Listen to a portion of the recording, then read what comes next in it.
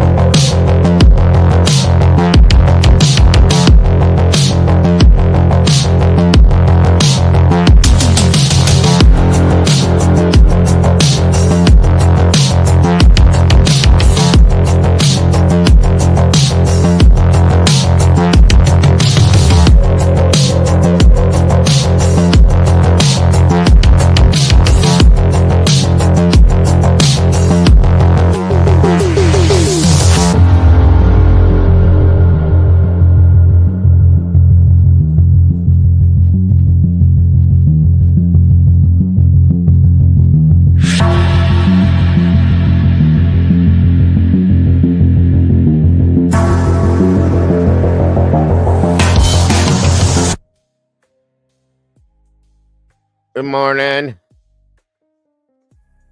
Good morning. How are you today? Hanging in there. Yep. I'm getting one too, so I get it. Yep. It sucks. I don't know why I'm getting one, but I think it's my sinuses. Yeah, I don't know what's going on. I don't like it though. It's probably more sinuses now than it was. Hmm. I'm sorry, hon. That sucks. I'm gonna have to go get me a facial thingy, like Mikey said, and see if that. Oh, dump it all. Yeah, it might work, or just fill a pot with water and turn it on the stove and grab a towel and put your head over it. That might help too. Yeah. I don't know. They suck though. They do. I think Mikey said it's mine. heaven. What'd you Yeah, I say? texted him. Mikey said it's heaven. And Tandy said my Excedrin migraine works. I took regular Excedrin. I forgot I had it, but it's not. Oh, it is Excedrin migraine. So hopefully it'll kick Maybe in. that'll help. Yeah. Mine's because I was up till 4 o'clock this morning, not covering, but watching and reviewing this case that Tomboy and Miss Tandy threw at me last night, and I was like, "Oh yeah, I'll look into this," and that was all she wrote. So here we are. Um, Completely changed channels on myself last night. So here it is. Either way, it's interesting by all means. Very much so, and it definitely needs to be solved. So thank you, Miss Tomboy and Miss Tandy for throwing this my direction. Who do we have in here right now? Looks like Miss Alicia. Welcome back. Mikey's in the house. Good to see you, brother. SR B. Miss Stormy, welcome back to you. Of course, there's Miss Tandy herself, Seahawks fan. Good to see you. Miss Cassie, hello. Good to see you this morning. Jody Walters, welcome back. Always a pleasure.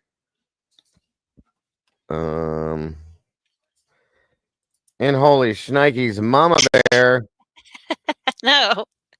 29 months. Wow. Yeah. Holy guacamole. It's been a long time. Yep.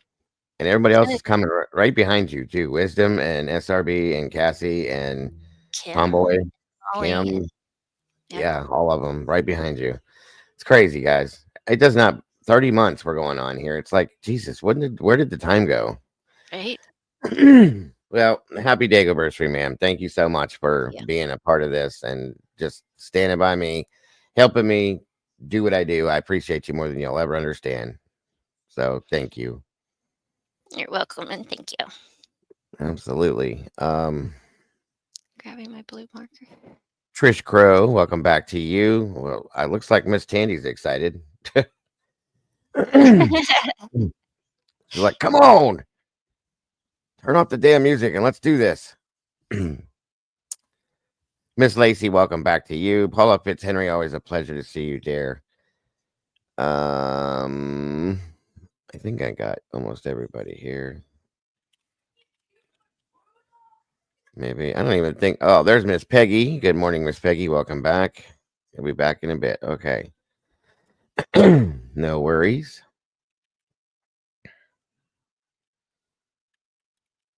Tandy's dragging her Linus blanket, huh? Well, at least she's got a day off today and she can join us during the day. That's fun. All right.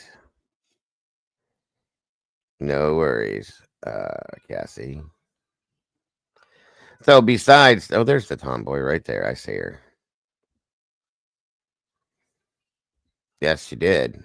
Yes, I found some other stuff in the documents. Oh my God, you guys, this case is such a mess. It's such a mess. It is such a mess. Oh, There's, BK. yeah. I was looking and went in.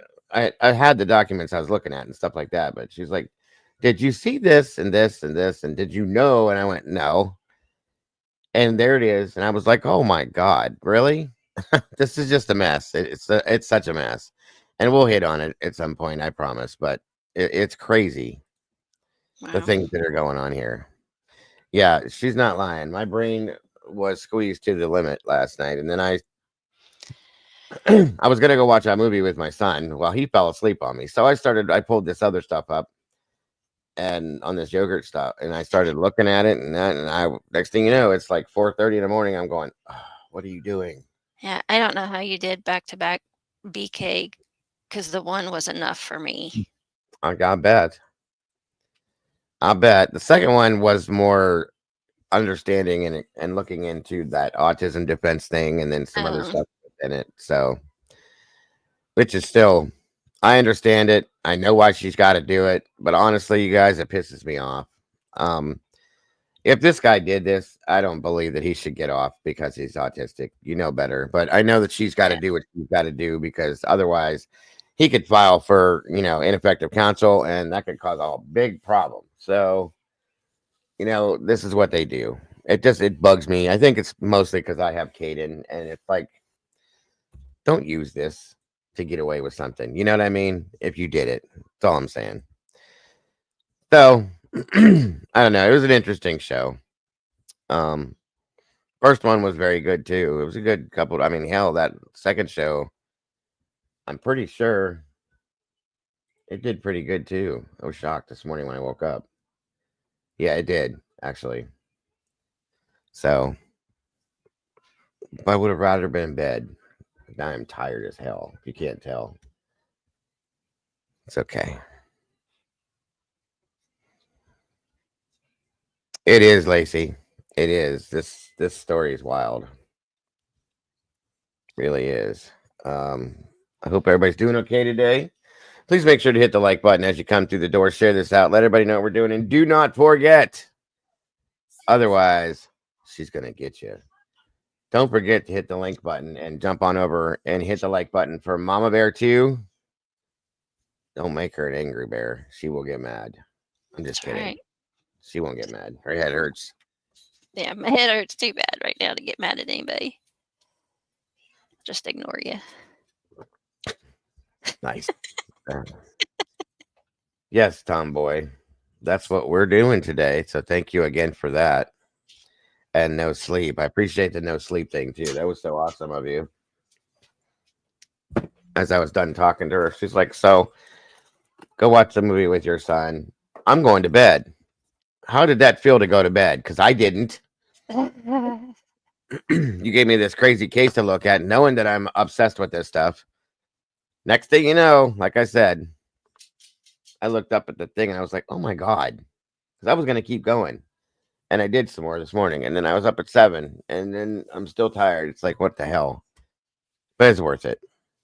Uh-oh. All this yogurt talk makes me want to go to Sweet Frog. I take it that's a yogurt shop, I hope. Cassie wants Froyo. Okay. I don't have any of that stuff. I'll go with Dairy Queen. They're not frozen yogurt, they're frozen custard, but still. And she didn't even go to bed? Well then, poof. Good. Hello. The Phil is in the house. If you change yogurt brands or just pretend to like another, is that culture? Oh Jesus, Phil. I'm done. Already. My brain is too tired to even try to process you yet this morning.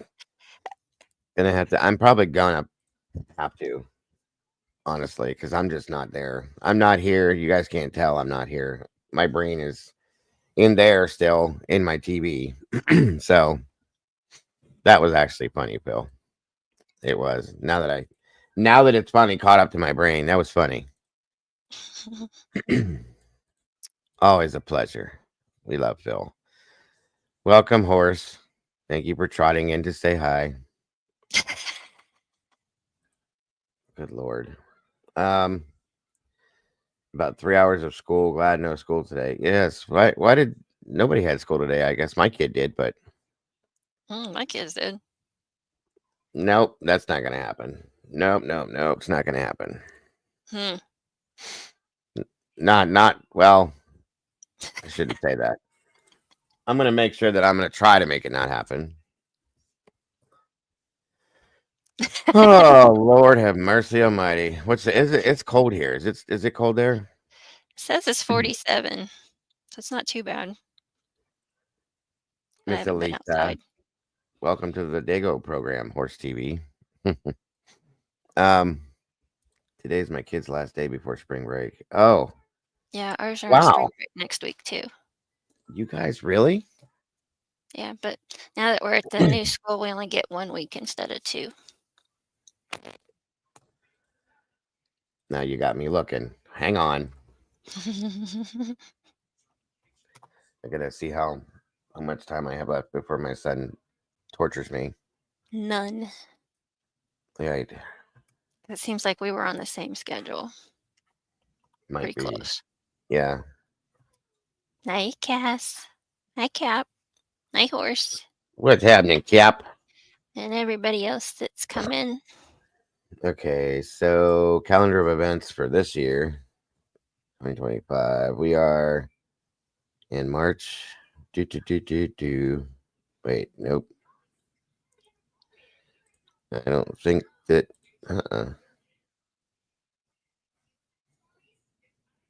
Wait a minute. What is the date today? The 21st. Yeah.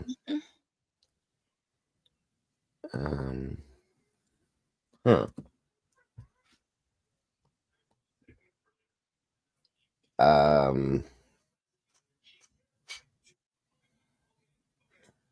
Changed it. There we go. Come on, Dago. You can do this. Holy hell. Next week, ACT isn't it? test. I don't see anything. Oh.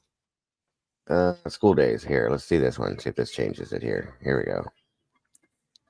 Okay, so March, April.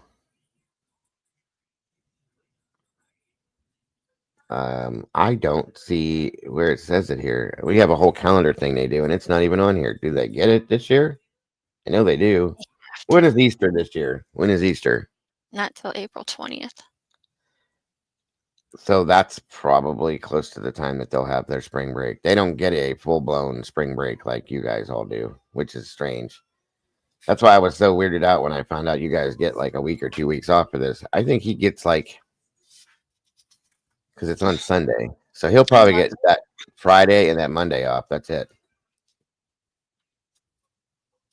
I lost the new school schedule. Hold on. Let me make sure it's a full week. I could be wrong. Something week. Say something week. Oh my God, I can't even read today. Okay. Upcoming events. But why is it not giving me? I know they're doing their ACT testing this like now, basically. So when he comes to me and goes, I don't want to go to school. Right. Say, oh, sorry, you have to go. You And the cannot thing make. is, right, he's 18, but I still have that power with him. Thank God. Yeah. He tried that once and he signed himself out and he come home and he's standing there and I went, what are you doing? What are you doing here? You're supposed to be there. Well, I could sign myself out, I found out. I went, oh, did you? Well, guess what? You're gonna find something else out if you keep doing this. Yep. You're gonna go to school, you're gonna graduate, you're gonna do everything you're supposed to do. Because I did that stupid shit. I turned 18 when I was a senior, and guess what happened? I got a girlfriend and a bunch of money and decided I wasn't going back.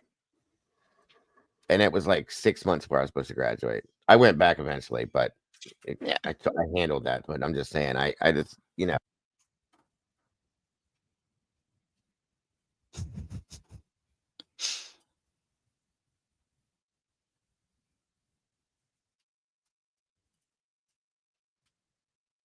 You're muted. Did you hit your mic? he did try it though. And I'm glad that he respects us enough. It's this stupid microphone because I need that cord so I can plug the other one in. I don't watch sports myself, just equestrian events. Okay, well, thank you for that knowledge, my friend.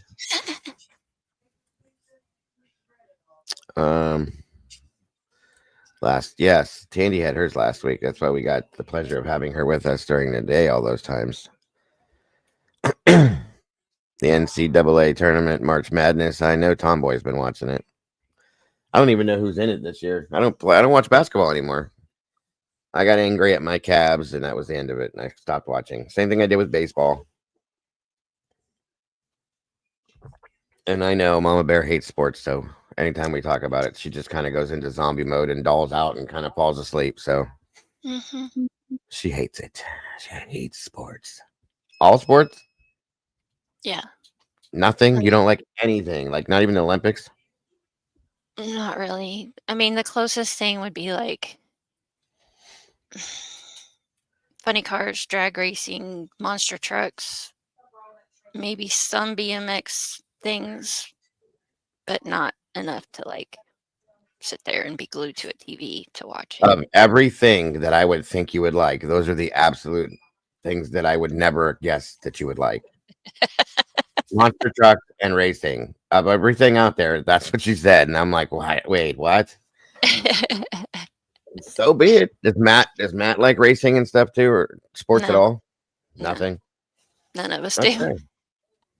My dad and my brother do, but they like the 500 and that kind of racing. I don't like that kind of racing. Got you. I did NASCAR for a while, and it was only because one of the drivers was from where I lived at. I can't think of his name right now. And he started off at the track that I was on the rescue team for.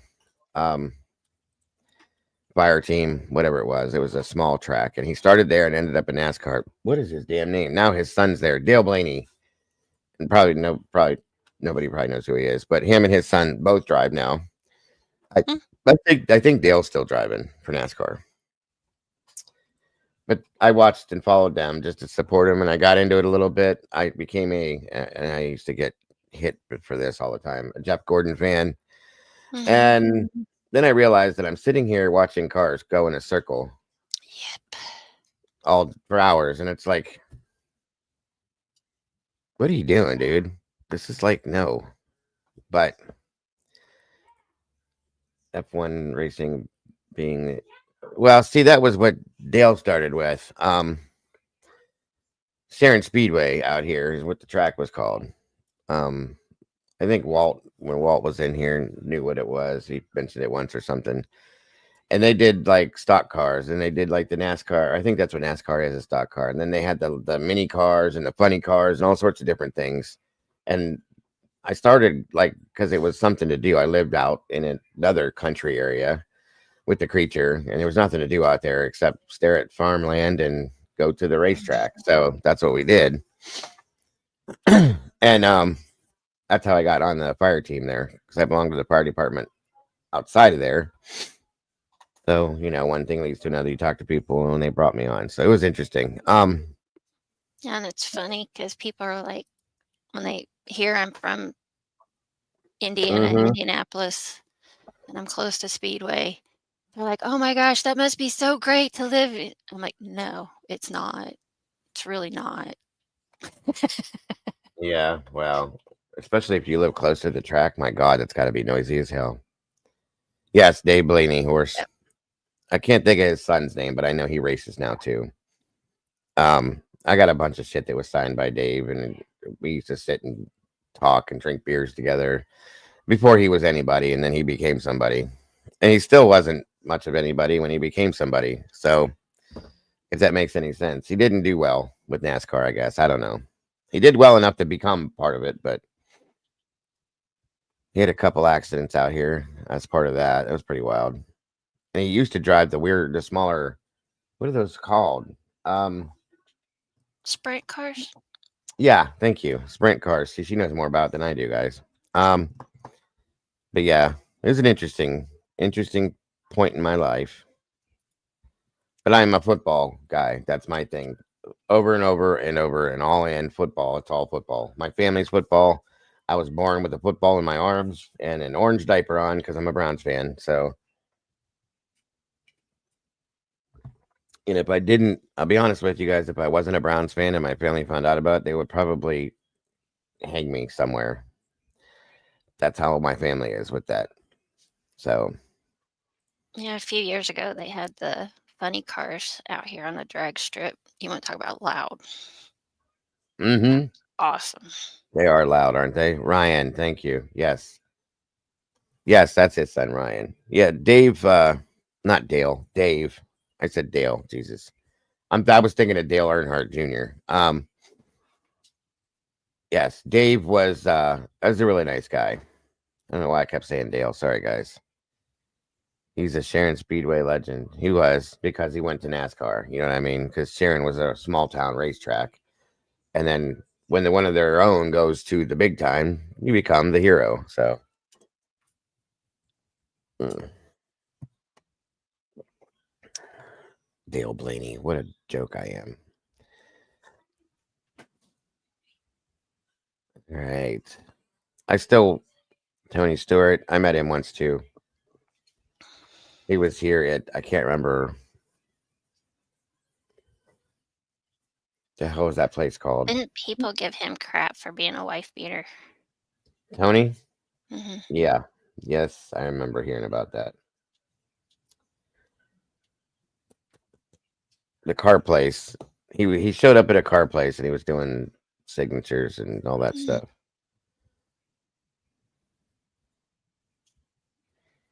Tony does. Oh, that's wild. Only two we were allowed to like growing up was Denver Broncos and the Boston Red Sox. Oh wow. My house was the Cleveland Indians. It's my mother still and dad are both still diehard Indians fans. Or the Cleveland, what do they call now? Guardians. They changed their name. Yeah. So it was the Guardians, the Cavs, and the Browns. And then my mother, father are diehard Ohio State fans for football, which is probably why they don't like me. I'm just kidding. What the hell? He's no Rod White archery gold member. Archery from Hermitage. No idea who that is, horse. That sounds No like something in idea. the Olympics. I know what it is, but I've never heard of him. OH, hell no. There you go, Cassie. OH, hell no. That's how Mm. I answer that one.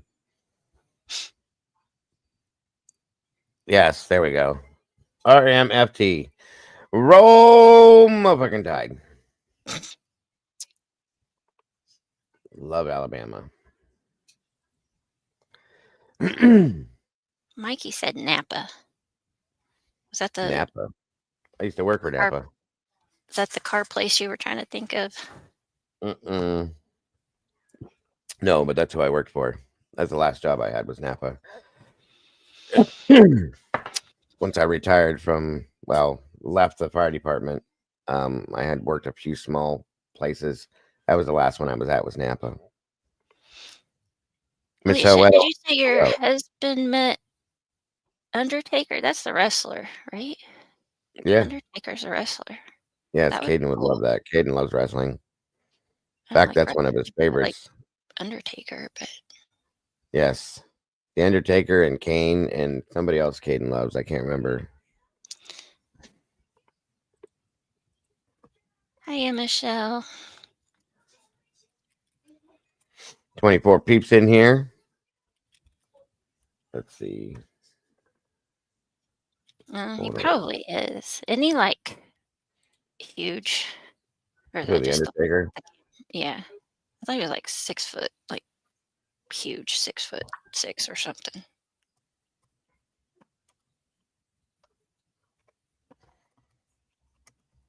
By the way, to Mhm. all of you amazing peeps, I would like to say I noticed it, but our awesome SRB noticed it too. Our numbers have gone up, folks, Yay! and that's amazing to me. And I am more than ecstatic. And I want to thank you all so much. We're doing great, and it's because of all you. And I knock on wood, I hope I don't jinx that, but it's exciting to me. So thank you all so very much for just being you and being here. That means a lot. It really does. That's what I thought, Alicia. I don't remember exactly how tall, but I thought he was a big 6'2". dude. Well, her husband is 6'2", and he had to look up to Undertaker. Thank you, Michelle. And that's also Miss Sherry has been working with our Facebook account and all that. So I got to give it to all you guys, for every one of you. I picked up NASCAR drivers from the airport in Hazleton once. Lots of nice people. I insisted on riding horseback, but they wanted cars. You know, horse, I got to tell you. And I'm just going to say this, horse, and I'm going to let you go with it wherever you go, and just think about what I say to you. You're giving yourself away, my friend. That's all I'm going to tell you, okay? 100% giving yourself away. And I'm going to leave it there with that, okay? Thank you for being here. You guys are a trip, I swear to God. Yep. Yes. Yeah, hopefully we'll see what happens, Tandy. We'll see. Elisa, look, see, can you be any more obvious?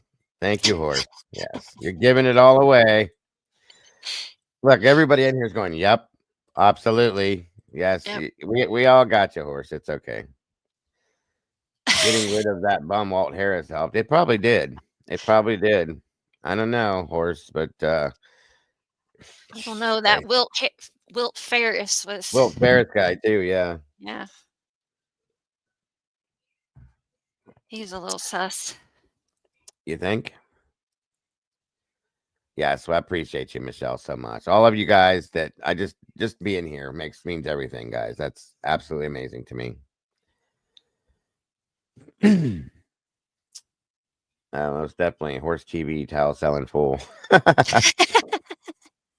so how many besides the obvious the Texan ladies in here, Tomboy and Tandy, that told me about this case? How many of you guys know about this case, the yogurt shop murders?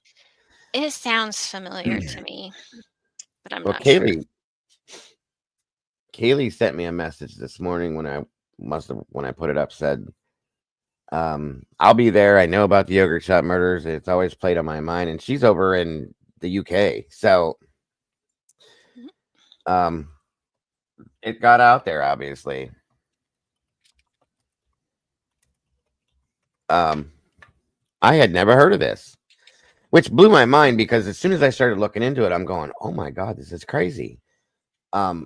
How did I never hear about this? You know, there's a lot of these cases that we've covered, the cold cases, that I've never really heard of. And it blows my mind, because I'm so into this. You'd think I'd know all this stuff, but hey.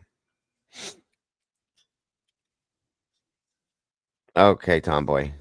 Did you know that if you wear your your Jeff Gordon team jacket while watching share videos and click your heels together 3 times, you are in fact gay? Oh, I did not know that, Phil. But okay.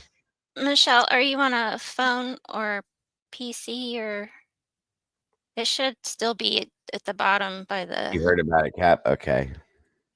chat, at the bottom of the chat. Thank you, Tomboy. Just Oh, trying to find the dollar sign to donate. I don't even know if on mine if there is one, what it did? Yeah, it depends on the device you're on, I guess. because no, it's not a phone. So, Horse, while you were driving, did you just want? Did they Michelle, just you want may you have to to get hop there? over to Dago's. Yeah, hop over on Dago's side and do it. And if you want it to come to me, you'll have to leave him a note that it's for me, or to split it Make between the sure. two of I'll us. make sure she gets it either way. Doesn't matter. Yeah, that's what I Um, thought. I didn't think there's I the had that wisdom, Miss ability yet. Sherry. There's our wisdom, the infinite wisdom. Our channel mother. Hello, ma'am. How are you today? Good to have you here. Hope you're doing all right. Tomboy, Uh-oh. why are you saying okay, Discord? She's been busy. She's had some stuff that she made. I'm gonna show everybody real quick. Try to help. I wish she would sell these things because she does a really good job, and it would probably do her good. She does so many neat things. These are awesome too. Look at these little Those purses are and stuff. cute. I like the sunflower. That's really pretty. Mm-hmm. Great job, Tomboy. I'm telling you, this little red baseball one. Look at that. That's neat. Why don't you Do you sell at this least stuff? take them to like craft fairs or something, or do you just make them to make them? Yeah, something. At least you said it's hard to find people that want it. Well, yeah, you're right there. I mean, if you maybe if you set up like an Etsy shop, or I mean, I could see these things going on Etsy. These are really cool. These little bags with the little handles and stuff. They're neat. Fire holder. Mm, that's cute. A pacifier holder. I'd never heard of that. Right there. Yep. That's neat. There's a bigger one. These would be good for like makeup bags for the ladies or Yeah, travel um, bags. travel bag. Yeah, with the little handle here. You could use these as pencil or pen bags. My wife has one like this. It's made out of like a foam material, and that's what you. I don't know. Their mom, you would buy these, wouldn't you? Good morning, mother. Good to see you. Wouldn't you buy these? I know you like sunflowers. I could see you carrying one of these around. Hello, Mama Ruth. They're keychains. Oh, really? It said The to little hold ones. The chapstick or little. whatever. Still, they just little things. If you put your keys in it, or yeah, she said she would Yeah. buy that. 100%. I figured you would. Good to see you, mommy. Hope you're doing good today. I hope you enjoyed yesterday's show. I seen you pop in there, and I appreciated your comment. Chapstick, tissue, AirPods. Yep. They're Nowadays, really cute. everybody's got the AirPods and the earphones nowadays. That's a good idea. They're neat looking though. You do a really good job. You should do something with them. I told you the other stuff. Like she made Granddaughter used them to hold their earbuds. my little bag here, and it's Mhm. a drawstring, and it's got our emblem here. She made a notebook cover for us, a couple of them. She made my I still love this one because I love Scooby Doo. I always have, but she made my little Scooby Doo pen Oh, I with the remember that. hamburger. Yeah, I think this is too cool. That's cute. And there's keychains that she's made. Me and Brady both. Like I said, the little what are those little black and white notebooks called? The composition books. Composition books. Yeah, she sent me a composition book that it's got like this material type stuff, a cover over it, so it's really nice too. I mean, you do really good work. Hold on. Dagburn, Johnny Gobbles, dead floozy mama. Hello. Thank you again for being here, so I can say it again. Have a good day, Horse TV. Are you off? Are you out of here, horse? I'm gonna clean the house, but it'll be listening. Go clean your stall. Alicia, Again. you too. Well, I mean, Horse TV. Oh, yeah. Sorry about that, horse. Oops. And this is the one thing she made that I really love this thing, guys.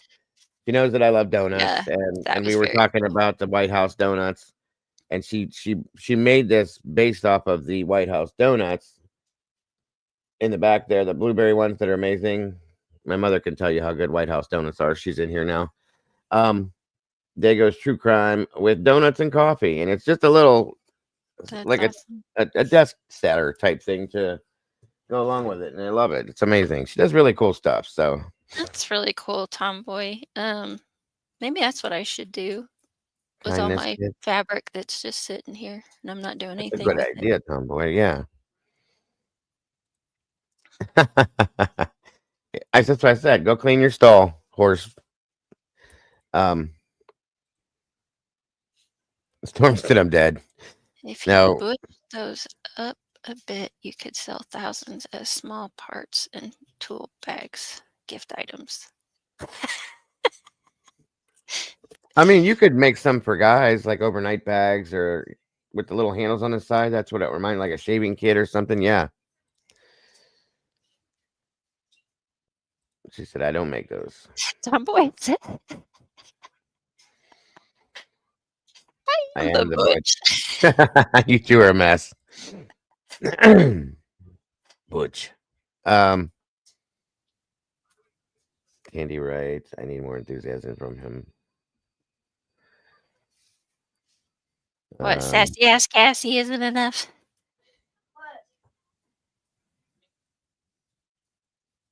are you talking about me not being enthusiastic? I'm out of coffee. Okay. I'm drinking tea. So maybe Yeah, that's why. you say cat. Well, the way you say everybody's names compared to dadgum Because your whatever. names are just your name. Come on now. That name is awesome and you know it. You know it. Look at it. Dagburn, Johnny Gobble, Dead Floozy Mother. Come on. Just like Mecky Tecky. And what was the other one I used to get excited saying too? Uh Mecky Tecky. Mecky Tecky. There's another one that was kind of like that. Um, I don't know, Stormy. I'm feeling like out.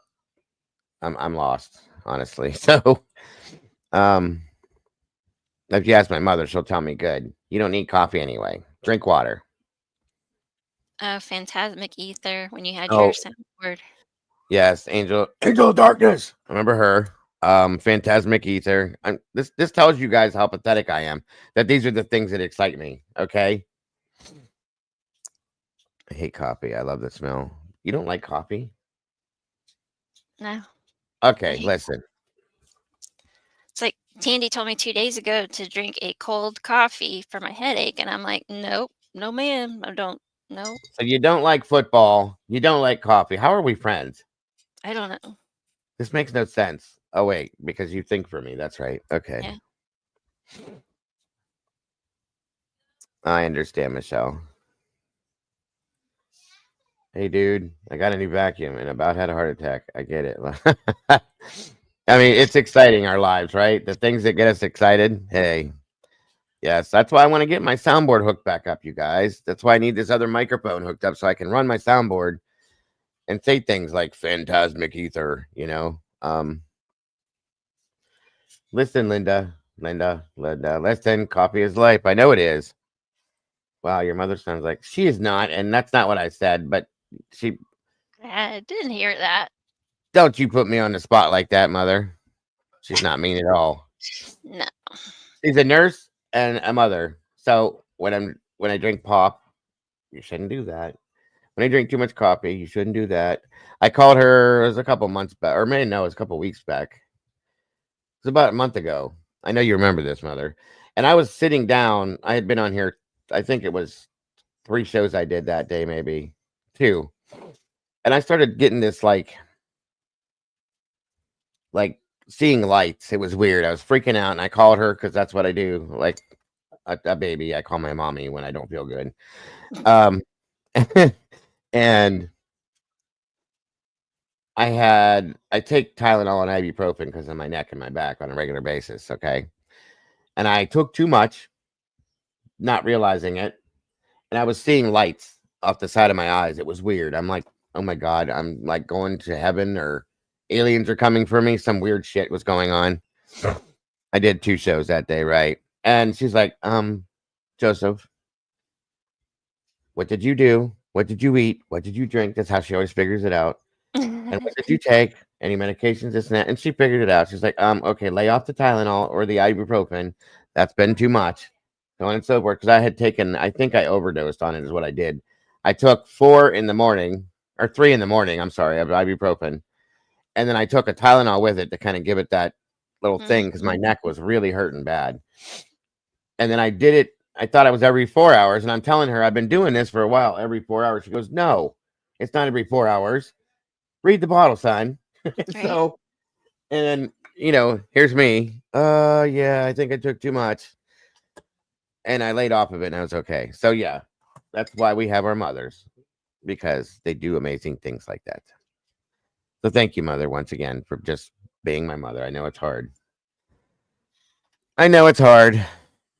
6 to 8 hours, Alicia, not every 4 hours. I was taking it every 4 hours and it's every 6 to 8. So, yeah, I definitely overdosed on it. Yeah. You're going to destroy your kidneys I and know. liver. I know. I get it. I got it. I'm good. She fixed me like she always does. Anyway, those are awesome, Tomboy. Keep doing a great job. I really think you should do something with them, though. I would look into Etsy or something.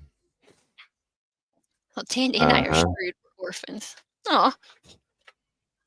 Well, you have all of us. Just think of it that way. Miss Wisdom can be your stand-in because she's the channel mother. So there you go. I don't do much of the Tylenol. It's more ibuprofen, but I do take one every now and again. The schedule is to take Motrin, then 4 hours later take Tylenol, then 4 hours after that, then you can take Motrin again. Oh, okay. Yep, you're supposed to alternate them. Yeah, I know. Well, I wasn't. I don't think, guys, we know that. Either way, she saved me, stopped me from overdosing again, because I probably would have taken it again within that next 4 hour period of time, and I probably would have really been seeing lights. So no. Tylenol's, well, they're both bad for your bodies, from my understanding, but yeah, I've heard that Tylenol's better anyway too. I don't know. Everything is bad for your body somewhere, somehow, some way. Yes. How you, Brandy? I do. There's the OG. Brandy B. Oh, see, hers hit today too. Yep. So 1 in 6 months. She's been here longer. That's funny. Well, she's been here longer. Brandy's been here going on 4 years. Yeah. So, and happy day anniversary, Miss Brandy. Thank you again for everything you do for the channel, dear. I appreciate you. That goes for all of the guys and all of you guys in the Blue Crew. You guys are amazing. Again, I wouldn't, or should never try to do this without you guys, because I wouldn't. That's all there is to it. So thank you all for being what you are, who you are, and what you guys do for me and for this channel and for the community. You guys are amazing. And again, Brandy, God bless. And thank you so much for everything you do and for being here too. Well, Alicia, you live in Michigan. I wouldn't even look at water if I lived in Michigan, honestly. Sorry, I wouldn't. Wait, what are we talking about here? Make a whooping stick and because they were telling your mom that you're not too old to get an ass whooping. I'm 50 years old. Let's stop. That's enough. Well, if you need some sense knocked into you, then you need some sense knocked into you. And if I can't reach you, your mama can. I just got to get her number to text her. Be like, Mama Ruth, your son's being a stinker. Oh, Lord have mercy. Okay, y'all. This is how I get treated. I didn't tell anybody to shut up. And don't be trying to tell on me with my... Don't even start with that shit. No. Thank you, SRB. All right, guys. Let me get this up and moving. I don't know. Again, anybody that's just now coming in, we're looking into the... Really, Mother? can see her doing it too because she does it all the time. She just looks at me and shakes her head like, "Yeah, that's my child." Mm-hmm. I miss Heather coming in. That was funny. Potty words. Jesus, Brandy. I always boss you around. Are you guys serious right now? I'm gonna leave. Bye, Mama Bear.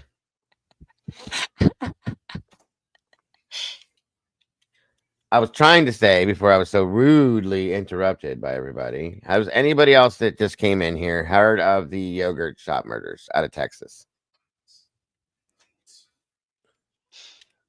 Like She I could said, take I over. think so, but I'm not sure. Miss Stacy, good morning. Yeah, guys, I'm getting this set up here. Give me 1 second. This is the other boss on the phone. Hello, JC.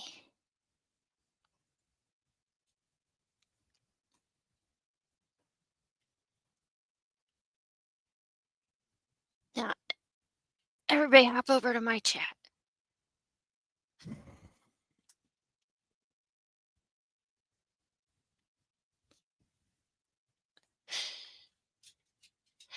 Hello, Kathy.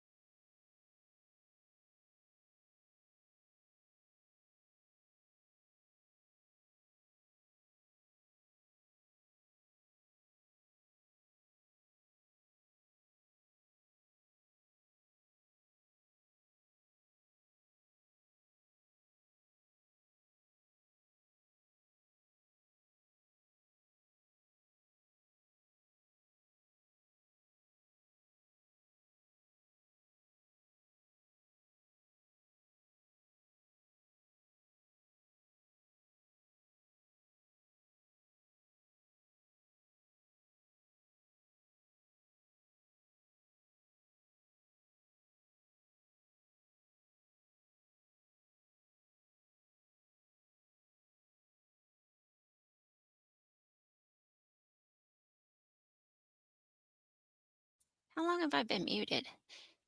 Jeez. Yeah, Mark, he's talking to the wifey. All right, guys. Sorry about that. Like I said, that was the boss lady. Too late, Mikey. All Did you come right. over here and say hi and Sorry click about my that. like button, Mikey? Well, we appreciate that, Michelle. We love you too. 36 peeps in the house.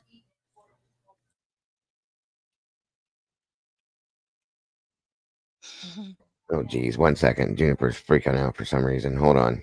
Uh-oh.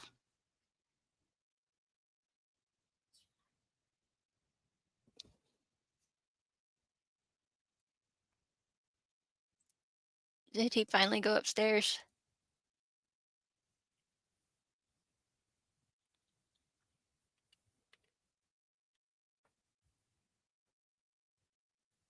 Oh, where's my elevator music?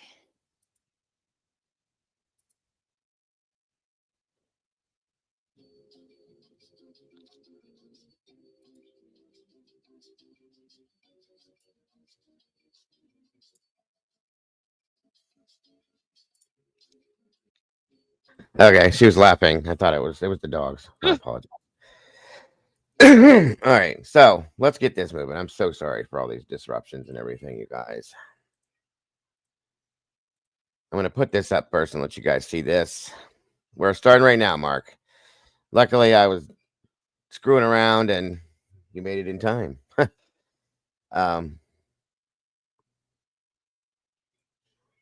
Check the chat real fast. Your warranty has not expired. Don't fall for it. I know, Moonlit. I'm so sick of those. I'm gonna start using those on the morning shows, guys. When they call in, because I get them every morning. That's gonna be one of our segments. Telemarketer calls. Every day we get them. I haven't noticed what, Cassie. What am I looking at?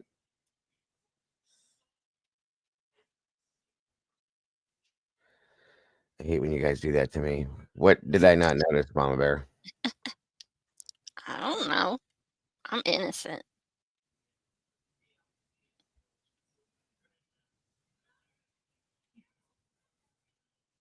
Mayoris Mirror Shop. What you see is what you get. If you don't like what you see, blame your daddy. Huh? What? No idea, but okay. Now, whatever it is, I didn't notice, so I'm sure I'll find out sooner or later. On we go. Let me know how the audio is on this. Years ago today, a crime that forever changed Austin. 4 teenage girls were murdered in an I can't believe it's yogurt shop. That's the good. building was then set on fire. The case remains unsolved to this day. Over the past 3 decades, 4 men arrested and charged with the crime had either their convictions overturned or the cases dropped against them. And on this anniversary, questions still linger about just what happened that night. Senior reporter Tony Glahetsky is here to discuss the case and to preview this upcoming coverage that you've been working on today. And Tony, people who have lived in Austin for a long time still talk about how this case rattled the entire city's sense of safety. I know just recently someone pulled me aside and asked me about it, just a viewer, and said, what happened to that case? You know, Yvonne, it was a case that was both so shocking to people who lived here in Austin, not only the circumstances of what happened. You think about it, 4 teenage girls in a yogurt shop, 2 of them worked there, the other 2 were visiting. And there's not only, of course, the discussion about the heinousness of the crime, but it really also rattled the entire city. It also sent the entire city into a period of mourning. But Yvonne, over the past several decades, the case has also received increased intrigue about who killed the girls that night. As we mentioned, there were arrests in the case, but those arrests really crumbled and the cases crumbled. And so now, on this 30-year anniversary, there's still so many questions just about what happened that night. The performance of the police obviously has been a question throughout this. I see what you're saying, Tomboy. Now, sorry for the interruption. After what Bill said, and luckily, I took after my mother. My mother's gorgeous, beautiful at 70, 71 years old, and she still looks like she's 50. So yeah. I got those genes, guys, except for the thinning hair thing. I don't know where that came from because she's got a full head of hair. And she just she doesn't age. My mother doesn't age. It's crazy. So luckily I got her genes, not his. Whole 3 decades. But again, on this anniversary, people really still hoping and wanting for answers about what happened. Tony, you were able to speak with the girls' families. What are they telling you on this anniversary? Because to me, as a parent, it's just the lack of closure for me. I couldn't handle it, you know? You know, Yvonne, keep in mind that many of them, the family members, are reluctant to talk on this 30-year anniversary. They have been through so much through the years. I was able to talk by phone to Barbara Wilson. She lost two of her daughters that night, Sarah and Jennifer Harbison.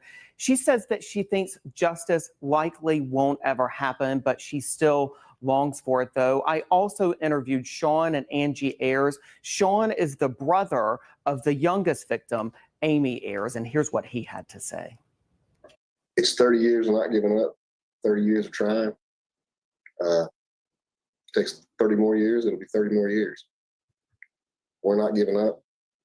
There will be a resolution to this, one way or another. Now, Tony, you actually talked to the first investigator on the case. Do investigators think it will ever be solved? Well, there is certainly hope that it will be. Keep in mind that the Austin Police Department cold case unit still very much has an active investigation going on.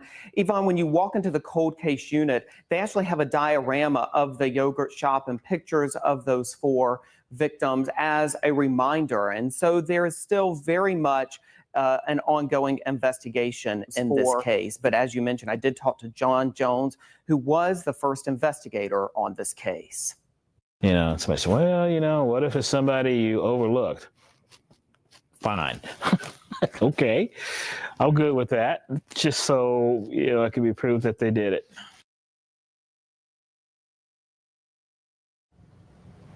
And Yvonne, just a reminder, coming up, as you mentioned, at 5, 6, and 10, we've got special coverage of this anniversary with full interviews from the Ayers family and former investigator John Jones. I'll be sure to watch. I know it took a lot of hard work, and we want to make sure that this case is solved. It doesn't matter how much time has passed, right, Tony? Thanks for joining us this morning.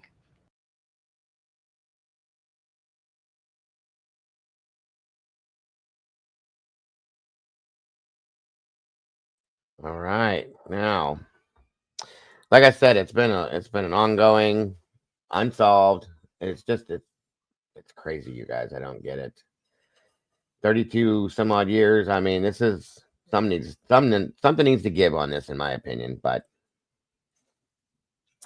I don't know. Maybe somebody will see this and something will happen. I doubt it, but you know, it's good to wish and hope. Let's see here. Excuse me. Okay.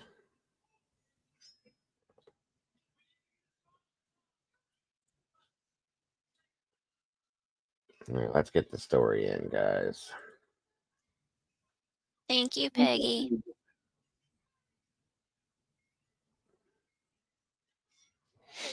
Guys, grab your coffee, get comfortable. This is a wild story for sure.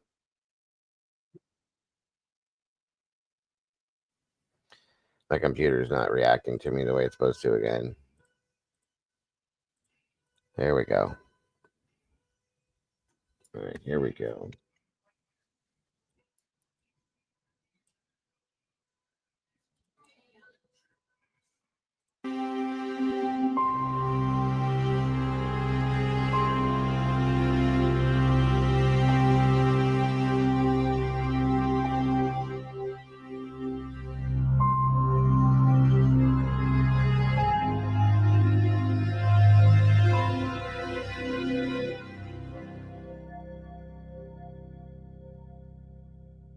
Amy Ayers, Sarah Harbison, Jennifer Harbison, and Eliza Thomas.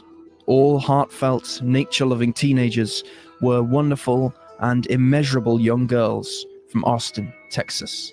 Their undying friendship and shared passion for all living things was cut short by unsolved murders in the waning hours of December 6th, 1991, leaving all who knew them across the Texas capital and the entire state at large grasping for answers in a sea of evidence that drowned us all in doubt.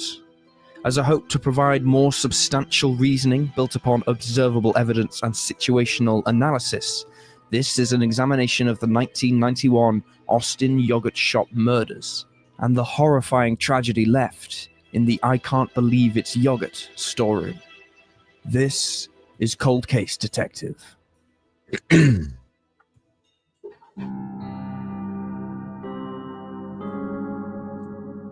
1978. She was quickly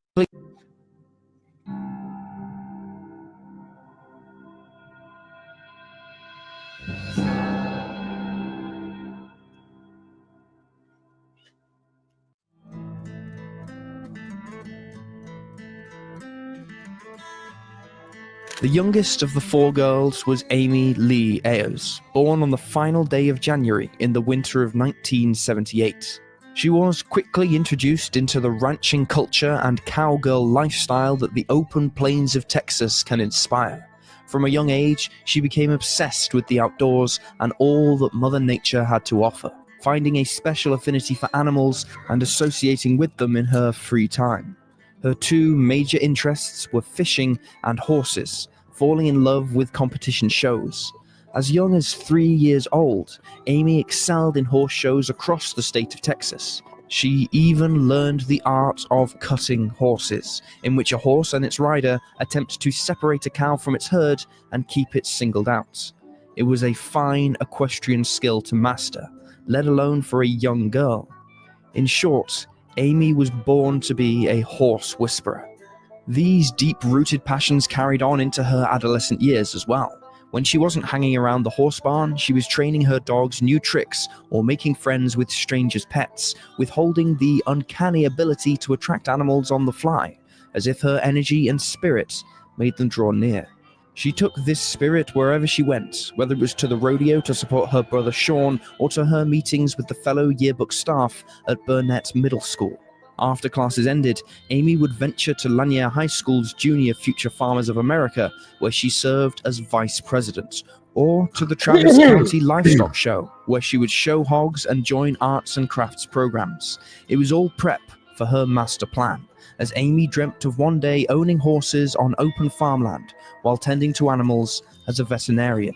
With so much natural talent, we can be sure that these dreams would have materialized had it not been for that fateful final journey to the yogurt shop with a friend in late 1991. The next youngest victim, Amy Ayers' aforementioned best friend, was 15-year-old Sarah Harbison. Born on October 28, 1976, Sarah was the younger of two daughters belonging to stepfather Frank and birth mother Barbara Harbison. In 1979, Barbara and her daughters moved to Austin, and Sarah never looked back.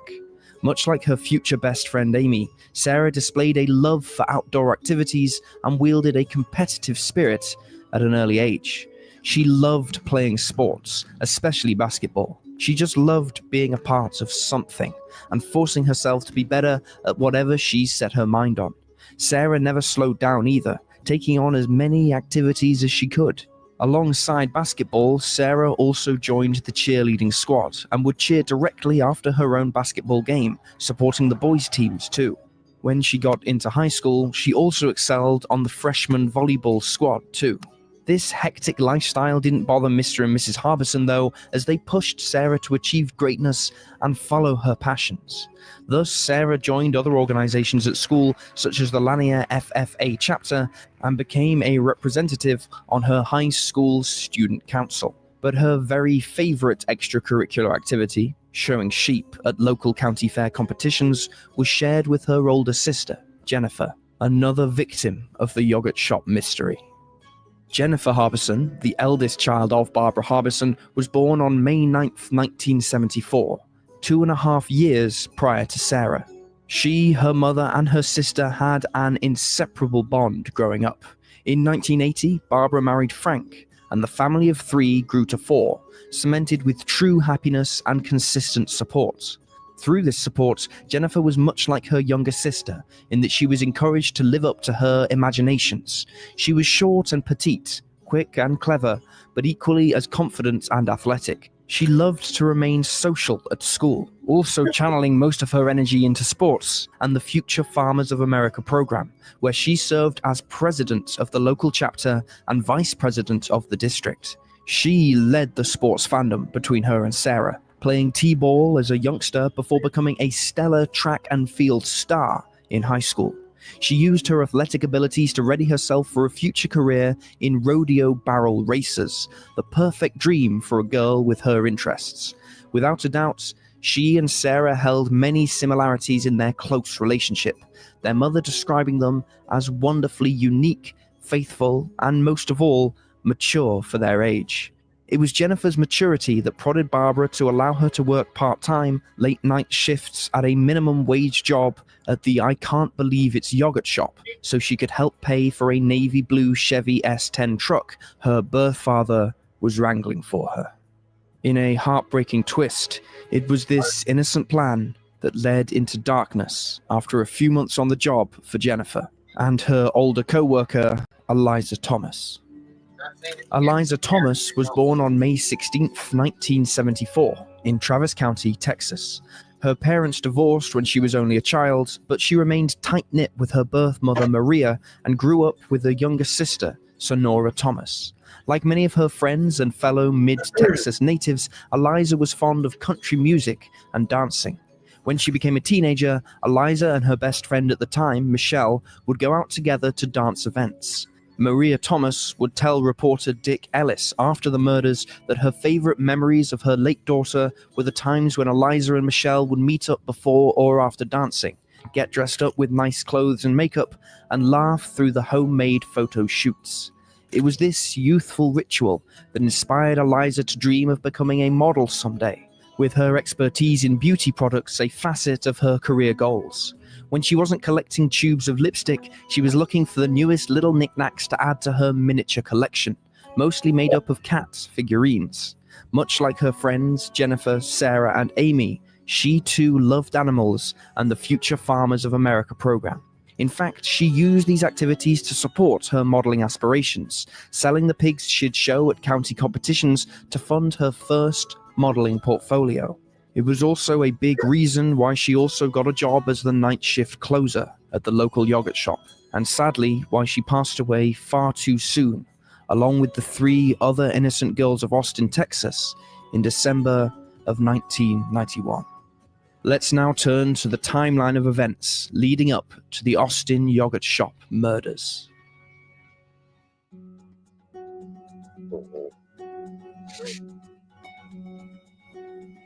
At around 4:30 p.m. on Friday, December 6, 1991, Barbara Harbison returns home from work to find her youngest daughter, Sarah Harbison, sitting on the couch eating a snack.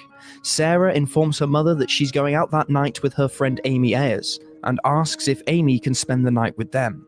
Barbara agrees and tells Sarah she and Amy can get a ride from her eldest daughter, Jennifer Harbison, to a mall near Jennifer's work, and then a ride home after her shift ends. A few minutes later, Jennifer returns home from school to prep for work. Her mother and sister tell her of their plan, and she happily agrees. Sometime after 5 p.m., Jennifer and Sarah depart the Harbison household for the Austin shopping complex, the last time Barbara sees her children. Jennifer drops off Sarah and Amy at the mall and clocks in for the closing shift at the I Can't Believe It's Yogurt shop at 2949 W. Anderson Lane with her co-worker, Eliza Thomas. Over the next 4 hours or so, the night shift at the yogurt shop operates as usual. At around 10 p.m., customers at the store report seeing all the girls inside, happy and acting normally. This would be the last confirmed time that Eliza, Jennifer, Sarah, and Amy are seen alive. Sometime within the next hour and 47 minutes, assumed to be around 11 p.m., the 4 friends are entrapped at the yogurt store by multiple assailants. The offenders gag, sexually assault, and eventually murder the girls in cold blood via gunshots to the head with .22 caliber lead bullets. They stack the bodies in the shop's storeroom, pour accelerants around the crime scene, light it all on fire, and escape into the thick of night. At exactly 11:47 p.m. the same night, Austin police officer Troy Gay patrols the Anderson Line, North Austin area. He spots a fire burning at the I Can't Believe It's Yogurt shop and calls it in to his dispatcher. Austin police backup arrive on the scene, and just after midnight on Saturday, December 7th, authorities discover the dead bodies of Eliza, Jennifer, Sarah, and Amy. Eliza and Sarah are found with their wrists tied, with Jennifer's unbound but her hands positioned behind her back. Their corpses are nude and charred almost beyond recognition. Amy's body is found in another section of the store, a sock-like cloth tied around her neck. with second-degree burns on about 30% of her body. It's theorized the bodies were stacked on top of each other, with Amy escaping the pile and crawling away before being shot once more. All the girls are presumed to have died before being burned.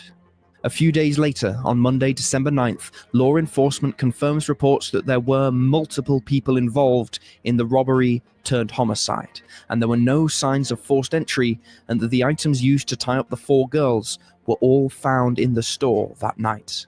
The following day, on Tuesday, December 10th, the city of Austin, Texas, grieves with the various parents over the loss of their 4 children. A funeral is held, and it is attended by over 1,500 citizens.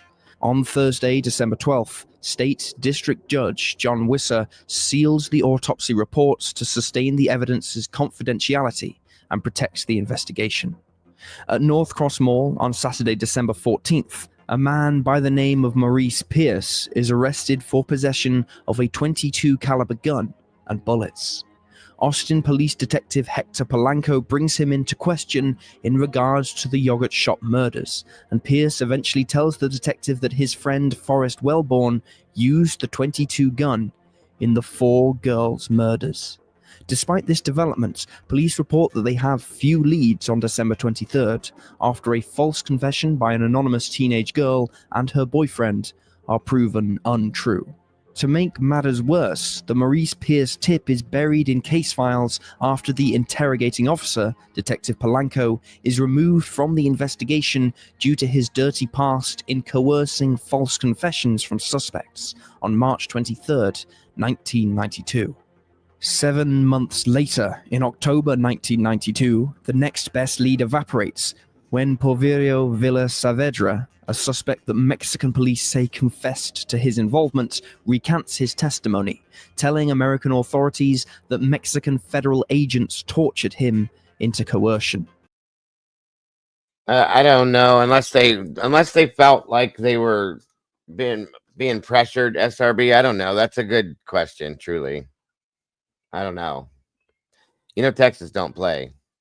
Their police ain't no joke. So that could have been. They felt like they had to. It's still stupid, but I don't know. Interesting though. Very good question. Over the next 3 to 4 years, leads pour into the Austin Police Department, but no arrests are made, and the yogurt shop murders quickly begin to devolve into a tragic cold case. However, sometime at the end of 1996 or the beginning of 1997, APD detective Paul Johnson is newly assigned to tackle the murders and pulls the old Maurice Pierce tip case file for closer inspection. The testimony isn't acted upon until early 1999, when forensic officers test Pierce's .22 caliber gun against the crime scene evidence. They find it does not match the weapon used at the yogurt shop. Nevertheless, police bring in one of Maurice Pierce's alleged cohorts, Michael Scott, multiple times between September 9th and 14th, 1999. After over 20 hours of intense interrogations, Scott confesses to playing a role in the murders. On September 15th, Austin police travel to Charleston, West Virginia, where they interview another alleged cohort, Robert Burns Springsteen IV. Springsteen is interrogated under scrutiny for 5 hours before admitting to raping Amy Ayers and helping kill the others. A couple of weeks later, on October 5th, 1999, Austin Judge Mike Lynch signs the arrest warrants for Scott, Springsteen, Maurice Pierce, and Forrest Wellborn. They are officially arrested the following day, on October 6th, for capital murder. Later that year, on December 1st, police collect the 4 suspects' blood and DNA samples for crime scene analysis. 8 days later, on December 9th, another judge rules Pierce and Wellborn will be tried as adults, despite being just 15 and 16. On December 14th, Robert Springsteen is indicted by a grand jury, followed by Michael Scott and Maurice Pierce on December 28th. The district attorney, Ronnie Earl, says he will seek the death penalty for both Springsteen and Scott. In another twist, though, a different judge dismisses the capital murder charge against Forrest Wellborn on June 30th, 2000, after a second jury fails to indict him. Despite the lack of physical evidence against him, prosecutors continue with their case against Robert Springsteen in April of 2001. At the conclusion of the trial, the jury finds Springsteen guilty of murder, and in June of 2001, Springsteen is sentenced to death. 16 months pass by, and a similar conclusion to Michael Scott's trial is reached when he's found guilty of murder on September 22, 2002, and sentenced to life in prison on September the 24th. However, a few months later, on January 28, 2003, District Attorney Ronnie Earl asked for a dismissal of the charges against Maurice Pierce, claiming there wasn't enough evidence to convict him in the moment, and Pierce is released after spending over 3 years in prison. It wouldn't be until 3 years later, on May 30th. Wow, this is a mess. Like, multiple ways. What a mess, you guys. It's crazy. 2006, when the Texas Court of Criminal Appeals overturns Springsteen's conviction, claiming that the written confession of Michael Scott was improperly used against Springsteen in his own testimony. This exact same reasoning is used again on June 6, 2007, when the court overturns Scott's conviction as well. In a bombshell announcement by prosecutors in the spring of 2008, they report that advances in DNA technology have revealed that a previous piece of undetected DNA from an unknown male subject was discovered on a vaginal swab taken from Amy Ayer's body. This DNA profile does not match any of the 4 original suspects. This same DNA profile is found on the body of one of the Harbison sisters in June of 2009, and matches none of the over 100 suspects the police have looked into thus far, nor any of the forensic officers or medical personnel who had dealt with the corpses in the years since December 1991. Later that month, on June 24, 2009, the DA's office tells a Travis County judge that they are no longer prepared for a retrial against Michael Scott or Robert Springsteen without the identity of the man to whom the new DNA belongs. At 2:50 p.m., the 2 men walk out of the courthouse with their attorneys, finally free men. In October of 2009, all charges are officially dropped against Scott and Springsteen. In the 11-plus years since the wrongful arrests of Maurice Pierce, Forrest Wellborn, Michael Scott, and Robert Springsteen, and almost 19 years since the tragic assaults and murders of Amy Ayers, Sarah Harbison, Jennifer Harbison, and Eliza Thomas, no matches of the DNA samples found at the yogurt crime scene have been announced, and there are currently no known active leads in the investigation.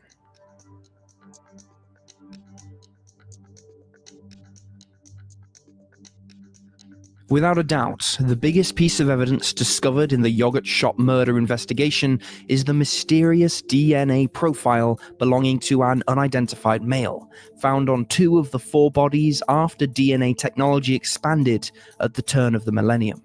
While not much is known about the sample outside of the gender of its donor, it's been announced that the profile does not match any of the tested suspects police have compiled since their manhunt began, nor does it match hundreds of associates of the prime suspects listed by the Austin Police Department thus far.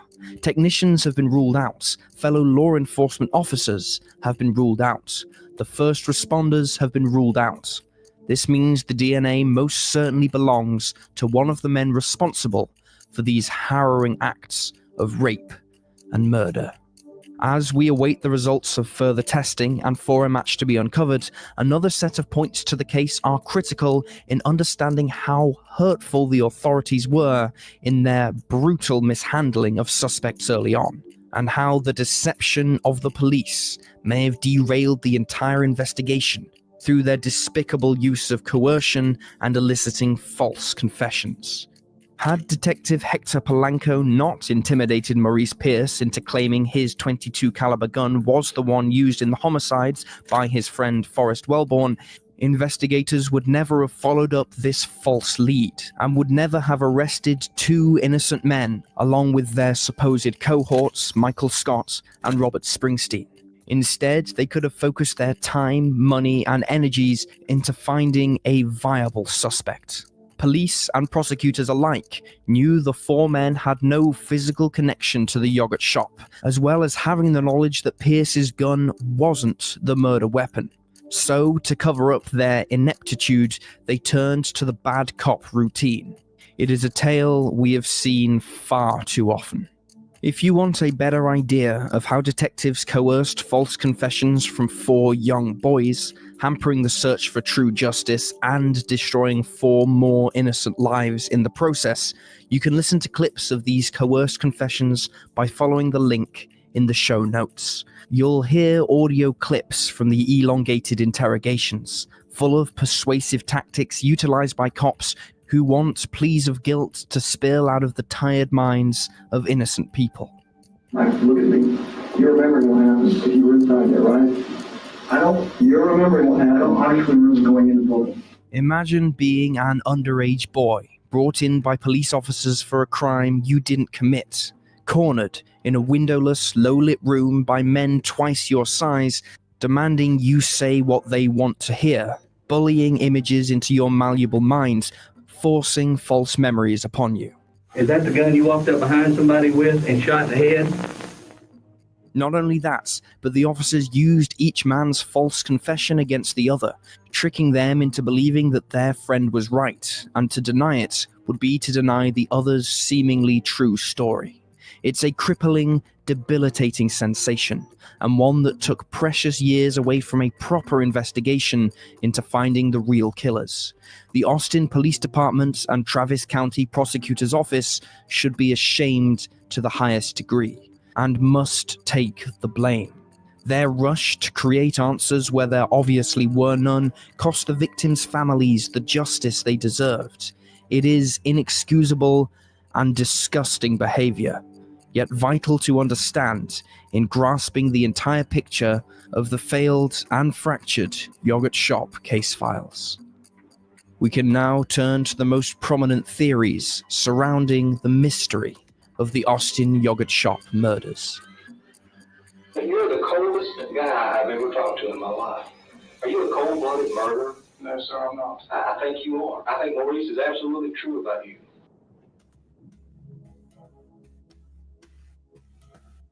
The wildest part about the yogurt shop murders and its notoriety for the coerced confessions is that it didn't stop with the four main suspects believed to be responsible for years until DNA cleared their names. In fact, investigators heard over 50 false confessions related to the case, including one from infamous serial killer Can you imagine 50 false confessions? The police were going in circles with this constantly, guys. This is insane to me. Crazy. Kenneth Allen McDuff. McDuff's testimony, coming the day of his execution, was at first seriously considered by police when they realized he was in the Austin area around the time of the yogurt shop massacre, murdering Colleen Reed with accomplice Alva Hank Worley on December 29th, 1991. However, after exhaustive investigative measures were taken, it was found that these claims by McDuff were false, a disturbing trend for a case lacking more and more clarity by the day. So why did so many people come forward with fake motives and lead authorities astray, distracting everyone from the real culprits still running free? For some, like McDuff, it was perfect fodder to receive their twisted 15 minutes of fame. These instigators deserve absolutely no recognition and should not be named, as their falsifications take away from the serious matter at hand. For others, false confessions might have come from further malpractices taken by Austin police and case detectives, who had the previously mentioned history in pulling the trigger on coercion. If the four boys were manipulated into confessing for the case to be fast-tracked to the solved folder, it's not out of the realm of possibility that others were subjected to similar tactics. Again, it goes without saying these awful investigative patterns damaged the case, and the police who took them were criminals in their own right. So, while the police were wasting time putting figurative and even literal guns to the heads of innocent parties, what other theories were discussed among case followers and armchair sleuths? The craziest and most ill-advised theory was purported in court by the prosecutor's office after Pierce, Wellborn, Scott, and Springsteen were cleared by DNA evidence. They claimed that they still believed the 4 men were guilty, but that a mysterious 5th cohort was the donor of the DNA profile. This theory was nothing but a desperate attempt by APD and the district attorney to save face in an obviously bungled prosecution effort that shouldn't be considered further as anything but a coward's last attempt to frame 4 innocent men. Another string of theories discussed across the message boards and email chains revolved around possible serial killer suspects. After Kenneth McDuff was ruled out, sleuths started pointing out other murderers with similar MOs. The most frequently mentioned was Paul Dennis Reed, also known as the fast food killer, convicted of 7 murders over a string of 3 fast food chain robberies from February to April of 1997. Reed killed his victims in a similar fashion to the yogurt shop murderer, bringing them to the building's storeroom, binding them at the wrists, and shooting them in the head, execution style. While these slayings happened in Nashville, Tennessee, Reed had a criminal history in Texas dating all the way back to 1983, getting out of prison for an armed robbery charge in 1990. However, because Reed was eventually apprehended, his DNA records would have been entered into a criminal database and subsequently ruled out as a match to the yogurt shop murders. Reed also operated alone and dealt with mental disabilities according to his family, going against yogurt shop crime scene evidence that there were multiple offenders who were likely skilled criminals, operating with precision. These data points also most likely rule out involvement of the gunman in the Lane Bryant shooting mystery that took place on February 22, 2008. Despite the vast amount of time between the Lane Bryant case and the yogurt shop case, it's hard for people to ignore the similarities in crime scenes. The Lane Bryant shootings also involved all female victims who were executed via gunshots to the head after being trapped in the back of their store. Ultimately, there was one victim who survived and told police that the gunman was working alone. And for a case that took place in Illinois, 1,000 miles away and 17 years apart from the yogurt shop case, a link between the two is highly improbable. Of all the theories put forth by the community surrounding the case, there is one hypothesis that stands out from the rest, an idea about who the killers might be built from a couple of eyewitness testimonies gathered by the consumers at the I Can't Believe It's yogurt shop the night of the massacre. These statements place 2 unidentified men sitting at a booth after 10 p.m., coming across as odd and emitting a peculiar aura. The first man was described as white, standing at around 5 feet 6 inches, in his late 20s or early 30s, sporting dirty blonde hair and a large black jacket. The second figure was described as much bigger, a 6-foot white male of average build, with darker hair and an elongated, pointy nose, sporting a green military fatigue-type jacket. He spoke with a deep, yet crystal-clear voice. The first customer to speak out against the 2 men was Darrell Croft, who testified for defense lawyers in Michael Scott's criminal trial in 2002. Croft, a former police officer and security manager in 1991, had visited the Austin yogurt shop at just about 10 p.m. on December 6th with 2 friends. He recollected how, when he went to go stand in line, a man wearing a green military fatigue jacket matching the description of the second man was loitering, asking other customers to go in front of him so he'd be at the back of the line. When he approached Croft, he actually asked him if he was a former cop and if he'd jump ahead of him in line. Croft denied his bizarre request and monitored the man as he made his way to the counter and ordered a soft drink. Once he paid for the beverage, the man then slinked around the counter and walked into the back of the store. Croft, growing more and more suspicious, asked Eliza Thomas, who was working the cash register, why the man was allowed back there. She informed Croft that the man had asked to use their restroom, and she gave him permission, acting as the shift supervisor. But Croft couldn't shake the strangeness of the incident and waited around the front counter for a few minutes longer than normal, waiting to see if the man in the green jacket returned. When he failed to show up, Croft left the store with his friends, but reported the description of the man to the police a few days after the murders were reported on. For reasons unknown, a police sketch of the man in the military jacket was never procured, and Croft failed to pick a recognizable face out of a couple of suspect lineups in the aftermath. Lineups that included the 4 innocent boys. The other major testimony regarding the 2 men was pulled from old police statements by the Austin Chronicle for a story published by reporter Jordan Smith in December of 2011.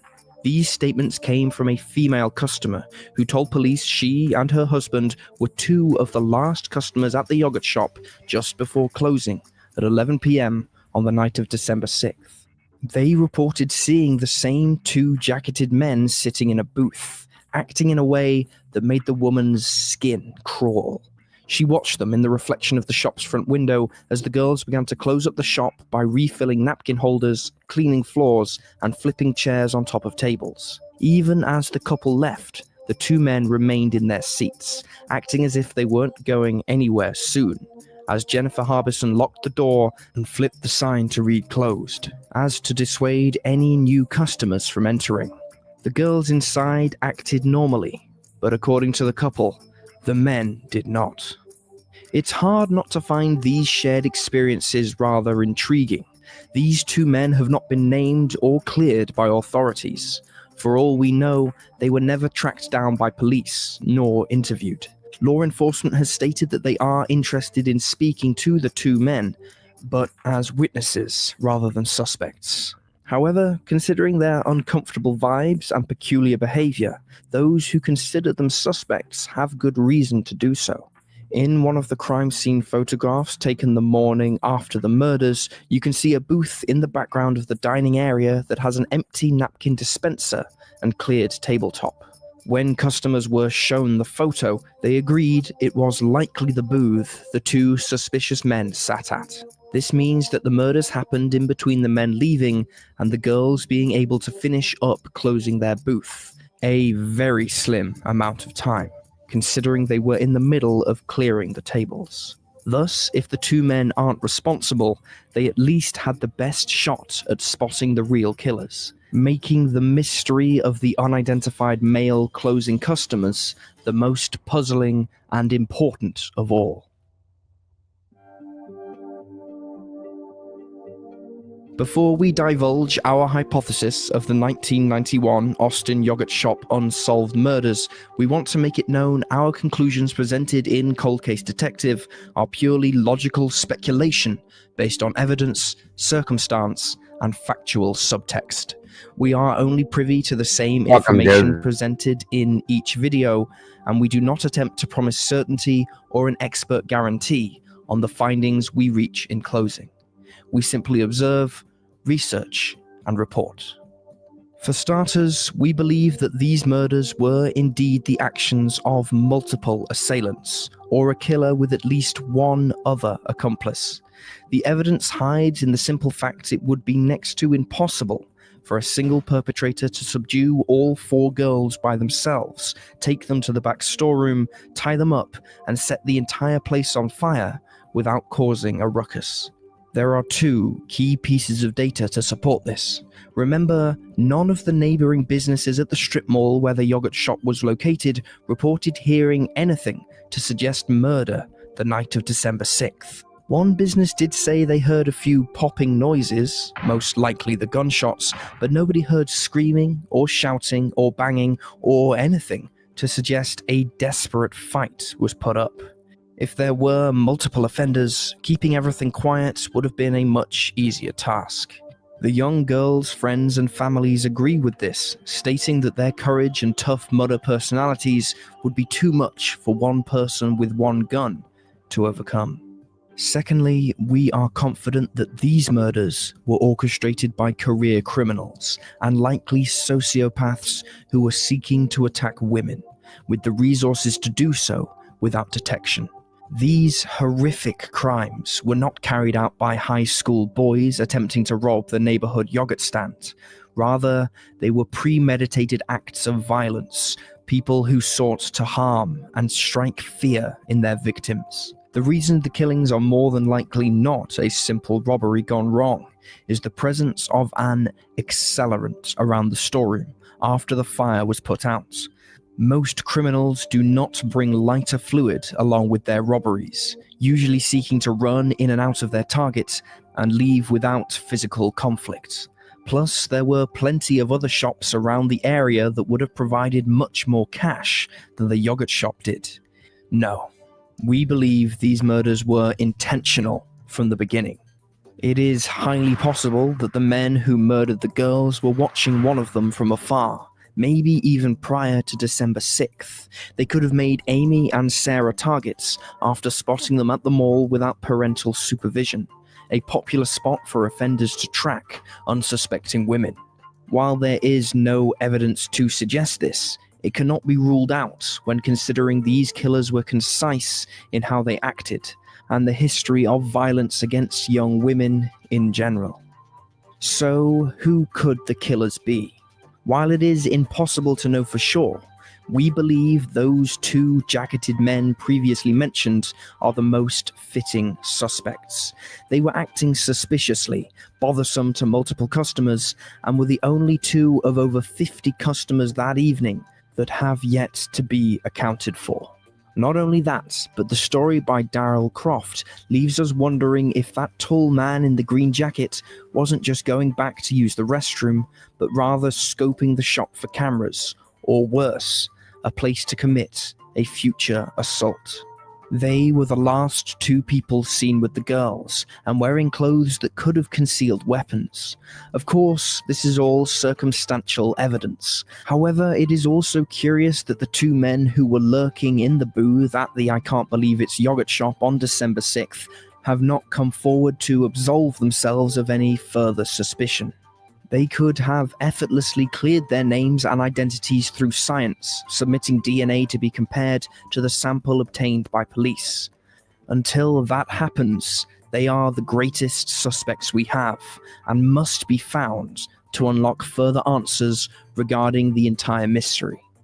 Until then, we must keep the faith that the DNA profile currently held in evidence can be used to help aid investigators. Sadly, the type of DNA sample received, a YSTR strand, also known as mitochondrial DNA, isn't the kind one can simply input into a genealogy database and connect it to relatives. While it can rule out suspects when compared with direct DNA donations, it's hard to be used as a backwards investigative tool, like the DNA was used for cases in the Golden State Killer investigation. Not only this, but the FBI has withheld the DNA sample from such genealogy studies anyway, claiming privacy laws to be complicating its potential use in further DNA campaigns. Still, we will hold out hope that a breakthrough is just around the corner. And in the meantime, we will celebrate the lives of Amy Ayers, Sarah Harbison, Jennifer Harbison, and Eliza Thomas. We will champion their unique personalities, shared passions, and their unparalleled drive to be nothing but unapologetically themselves. We will spread the hope and happiness and heartfelt courage those four girls emanated in their daily lives, never missing an opportunity to inspire those around them. We will remember their athletic feats, their unmatched equestrian skill sets, their farming expertise, and their community-driven spirits. We will remind the world that these were four young women full of promise, navigating their mid-Texas neighborhoods so that one day they could move out to new pastures and shape the world at large for the better. The tragic rape and murder at the I Can't Believe It's yogurt shop on the night of December 6th, 1991 will not be the defining legacies of Amy, Sarah, Jennifer, and Eliza. Their legacies are defined by every positive and life-affirming moment before, defined by their love for both nature and humanity. This is a type of love that is not burned or broken, no matter the circumstances of their final moments. It is the reason their memory will never perish as we continue a search for their justice into the infinite night. This is Cold Case Detective.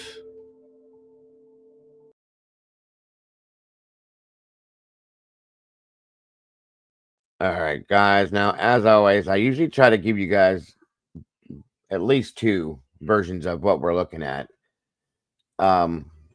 especially on these. So I am going to give you another version of this. It's nowhere near as long as that one was, and mainly because I just like Mikey. That chapter put it out as well. And a lot of times there's things that are missed. Okay, and I think that's why we're going to check this version of this out too. But this is a crazy situation. The way that this has all gone down and the fact that it's still unsolved, it really kind of bugs me. Which is why I decided we're going to run this today instead of what I was going to run. And again, thank you so much, Tomboy, for this. And Candy, I appreciate it very much. Yogurt shop murders. In December 1991, a yogurt shop in Austin, Texas, was robbed and set on fire after 4 teenage girls were Trish, murdered inside. And the case remains unsolved to this day. It's been 28 years since it happened, and there were many twists and turns in the original investigation. So, well, see, now you'll get to get the whole thing, Trish, since we're running this one. It's another good reason to do it, too. There you go. Well, what's going on? What happened? Well, let me tell you what happened.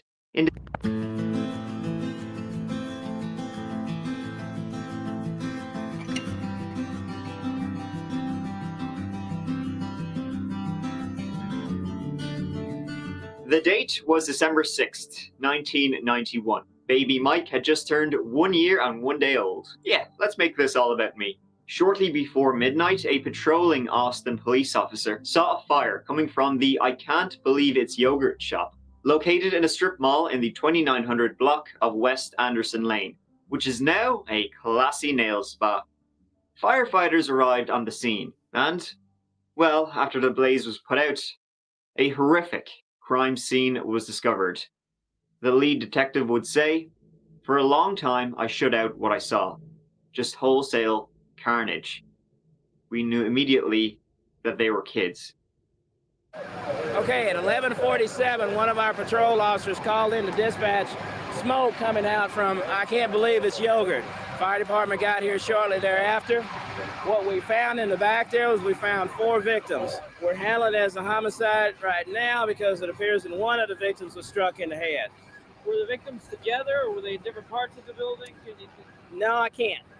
Can't give you that either. Were they bound in any way? Can't give you that. Was there any sign of forced entry to the building? Can't give you that. What can you give? Just what I gave you. It's still very early in the investigation, okay? Inside, the bodies of 13-year-old Amy Lee Ayers, 17-year-old Eliza Hope Thomas, 17-year-old Jennifer Ann Harbison, and her 15-year-old sister, Sarah Louise Harbison. Eliza and Jennifer worked there and were closing the shop for the day. Jennifer's sister, Sarah, and her friend Amy were there keeping the girls company. The last time the girls were seen alive was about 10 p.m. that night. They were all planning to have a sleepover. At least one of the girls had been raped. 3 bodies were stacked on top of each other. Amy Ayers, she was found in another part of the shop. All had been bound with their own clothing before being shot in the head with a .22 caliber handgun. It was an absolutely horrific crime. The autopsy revealed the probable use of gasoline set to, kind of start the fire. It seems that the killer placed all 4 of the girls on top of each other, started the fire, and left the scene. Amy survived the initial gunshot and she was shot again. But after being placed in the body pile, she managed to crawl away while the building was on fire, and she was found just a little bit away. Firefighters would find her 30 minutes after they arrived on the scene. It's hard to know exactly how much was stolen. Not that it really matters in the context of what fucking happened. It's believed to be about $540 though, but I'm not sure if that really matters. You see, at 11:03 p.m., 3 minutes after Eliza and Jennifer closed up the shop, the cash register rang a no sale tag, or whatever you call it. And it's believed then that the police believe then that's when the suspects pocketed $540. Not sure if it's worth it. The Lanier School community, student body, and faculty and staff have been saddened by the tragic deaths of 4 young ladies for whom we mourn today. They're grieving for their classmates. 3 of the victims were students at Lanier High School. Today, the students tried to deal with the loss and their pain together. This is probably the worst, most heinous crime that has happened in the city ever. Students are encouraged to talk about their feelings. A team of counselors is at the school to help them. There are so many questions and fears now about things many of these teenagers never even thought about. I mean, they died and they were so, they were our age. And I mean, it makes you really think, tomorrow isn't promised. And I mean, anybody here may not be here tomorrow, and it's just scary and it hurts. I mean, you don't ever think anybody's going to come into a yogurt place and shoot you. I mean, and shoot you and all your friends. It just doesn't happen in a yogurt place. So who could have done something like this? Well, a retired police officer spoke to the police about a suspicious individual he had seen that night at around 9:30 p.m. This guy, he was wearing a green army jacket at the shop. The man was in the store for quite a while. At one point, he walked to the back of the store without asking permission. When the former officer asked one of the girls, "What the hell is he doing back there?" she responded by saying the man, he was just taking a piss. This guy then came back out of the restroom and sat down with another individual.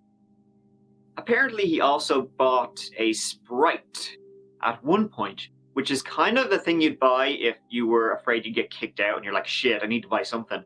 Just give me a Sprite. Yeah, was that a buck? Yeah. An excuse to stay there. After everyone cleared out of the store, these 2 individuals stayed behind until at least 10:47 p.m., perhaps even staying after the door had been locked. Then Jennifer and Eliza closed the store at 11 p.m. and then the no sale tag was rung up at 11:03 p.m. So possibly those guys, they stayed behind, were able to kind of forcefully stay inside the store, and then what happened. Those 2 guys, they've never been identified. Everybody else in the store has been, except those 2 people. And the door to the I can't believe it's not yogurt shop was still locked when firefighters arrived, though they could have just gotten in the back door. So the investigation, well, obviously it was huge. Detectives quickly became overwhelmed with the amount of information they were getting. At one point, they had 342 suspects, which is quite a few. At one point, authorities located and arrested Porfirio Villa Saavedra. Yeah, that guy. He worked as a delivery man for the I can't believe it's yogurt products line. And they also arrested a guy named Alberto Cortez in Mexico in October 1992. This was due to a witness sketch resembling these 2 guys. Apparently they had a bit of a naughty history. Down over 700 leads. Tonight, for the first time, they've named 3 men they want to question in the murders. I want them to look me in the eye, and I want them to tell me why they did that. Their day is going to come. If I don't get to see it, they're going to have their day of facing someone. According to the Mexican police, Saavedra confessed to the November 1991 rape of an Austin woman, as well as to the yogurt shop murders. The 2 men were tried and convicted. However, they were later released from custody when they recanted their confession. See, the thing about their confessions, and this actually comes up quite a few times in this case, is they confessed to the yogurt shop murders, right? When police got a bottle filled with water and cayenne pepper and slashed it down their nose. So I wonder what that's like, but I don't want to try it. If anybody else has tried that, let me know. So that was a useless confession, I guess. A little over a week after the crime, some people came to the police's attention who may be of interest. Maurice Pierce was arrested for brandishing a .22 caliber pistol at a nearby mall. Maurice told cops he and three buddies, Robert Springsteen, Michael Scott, and Forrest Wellborn, all teenagers, stole a car and went on a joyride the day after the murders. The ballistics tests, however, they were inconclusive. They couldn't connect Maurice Pierce's gun to the killings, even though it was the same caliber. The search continued, with $25,000 reward being offered. 6 months later, it was increased to $100,000. Give us the information that will lead to the arrest and conviction of the person that murdered these girls, and we will give you $100,000 for that information. They had a lot of suspects, but one thing that really hampered the investigation was the scene itself. Due to the extreme heat and then the water from the fire hose, it kind of made the crime scene useless. It was extremely contaminated. They wouldn't really get much out of it. But get this, a serial killer did confess to the crime. Kenneth McDuff, who murdered just a shit ton of people, confessed to it on the day of his execution in 1998. He was in the area all right at the time, and it's kind of the sick shit he would have done, but he was ruled out. Oh, you sure talking to me bad. His confession was most likely to try and get a stay of execution. That didn't pan out. Spoiler alert. Investigators actually got quite a number of false confessions, over 50, if you can believe it, but they were just that. It would be 8 years before arrests were made. Early this morning, the Austin Police Department, with assistance from other law enforcement agencies, served 4 arrest warrants charging 4 individuals with capital murder. In 1999, well, wouldn't you know it, the gruesome foursome, Maurice Pierce, Robert Springsteen, Michael Scott, and Forrest Wellborn were arrested.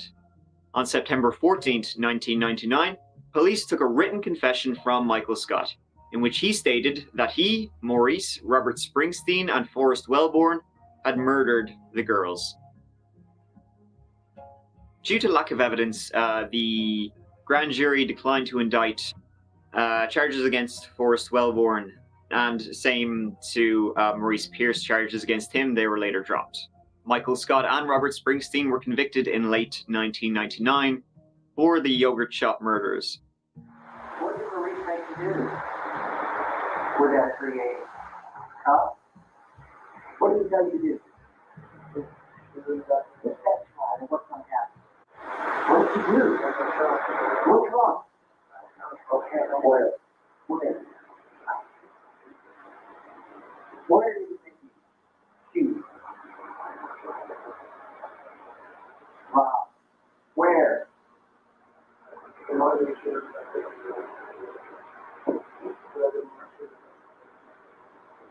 Let's go down. You already fill up, but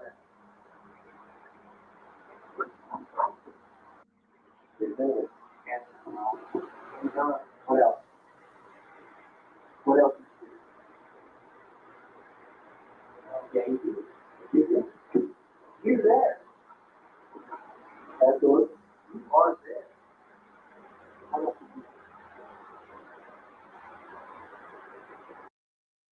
I told you guys, Texas cops don't play around. They don't. They don't do that whole good cop, bad cop stuff. It's bad cop, bad cop, bad cop, bad cop. They don't play. They don't. They don't. Every interrogation I've ever seen done in Texas, it ain't no joke. Would you say, Bear? I said right. Yeah, there's no joke down there. Yeah, 100% ruthless that's an understatement.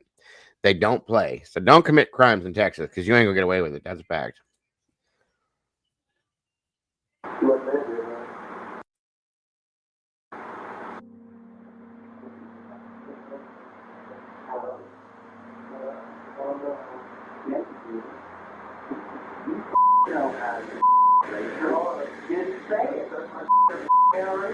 You want the truth, and you know what the truth is. You're having trouble with the memories and flashbacks. You know what happened. You're scared to tell it. I don't blame you. It's a horrible thing what you saw in there. But can I tell y'all what I keep seeing in my head? Tell us what you see in your head. I keep seeing these girls get shot. Right. Tell us what that looks like. Tell us what you see specifically. How they're getting shot and who's shooting them. Come on, Isaac, we're doing good. Tell us. Let's do this today. Let's do it. Girl, I'll never see her down. I remember one girl screaming, terrified. Okay? I don't know if this is real or not, or if this is Michael, it's real. It's okay. You can present it any way you want. It's real. Mike, look at me. You're remembering what happened because you were inside there, right? You're remembering what happened. I don't actually remember going in the building. If you were in the building, you went in there with me. I don't believe that, Michael. You don't remember going in there. And you know you were in there. Did you shoot any of those girls? No, sir. Then tell us what happened. What are those people that do to those girls? You want to live with this the rest of your life? No, I don't. Then get it out right now. They're you over. They're the ones that shot the girls. Do it. What did you see happen? At some point, Maurice hands you that revolver. What does he say to you? Either shoot him or you're next. That's what he said. Because I didn't want to do it. Right. Either shoot him or you're next. What do you remember hearing then? I remember looking at this girl. I cry. I hear Robert saying, do it, do it. I hear the gun go off. I only pulled the trigger once. The pair had confessed to the crime, saying they had committed the rape and murders while the other two stood watch. Michael was sentenced to life imprisonment. Robert, he went to death row. There was just one problem with Michael Scott's confession. Let's see if you can tell what it is. Yeah, the detective held a gun to his head. Did you guys see that? The detective had a gun held to his head. That's a problem, folks. I told you it ain't no joke. Look. Watch. Death row. There was just one problem with Michael Scott's confession. Let's see if you can tell what it is. Yeah, the detective held a gun to his head. The problem is, we gotta get What to are our options? our I cannot give you any more truth than I've already given. Where do we go from here? Why can't you? Because you're gonna dig yourself into that thing? Well, you're already there. You've already dug the hole. The hole's there. Oh, then I'm in it. I don't know. That's what I keep telling you guys. I mean, my God, this was 7 years ago. But this is one of the most significant things that ever happened in your life. That's what I keep trying to explain to you. If I was there and I partook in this, I would remember these things. And you do remember these things. No, I don't. No, I do not. You're the coldest guy I've ever talked to in my life. Are you a cold-blooded murderer? No, sir, I'm not. I think you are. I think Maurice is absolutely true about you. Well, then You're the coldest guy I've ever talked to. Pardon me? Then let's take whatever actions we need to take. If that's what you believe and that's where you think this case needs to go, then let's go there. We don't want to go there.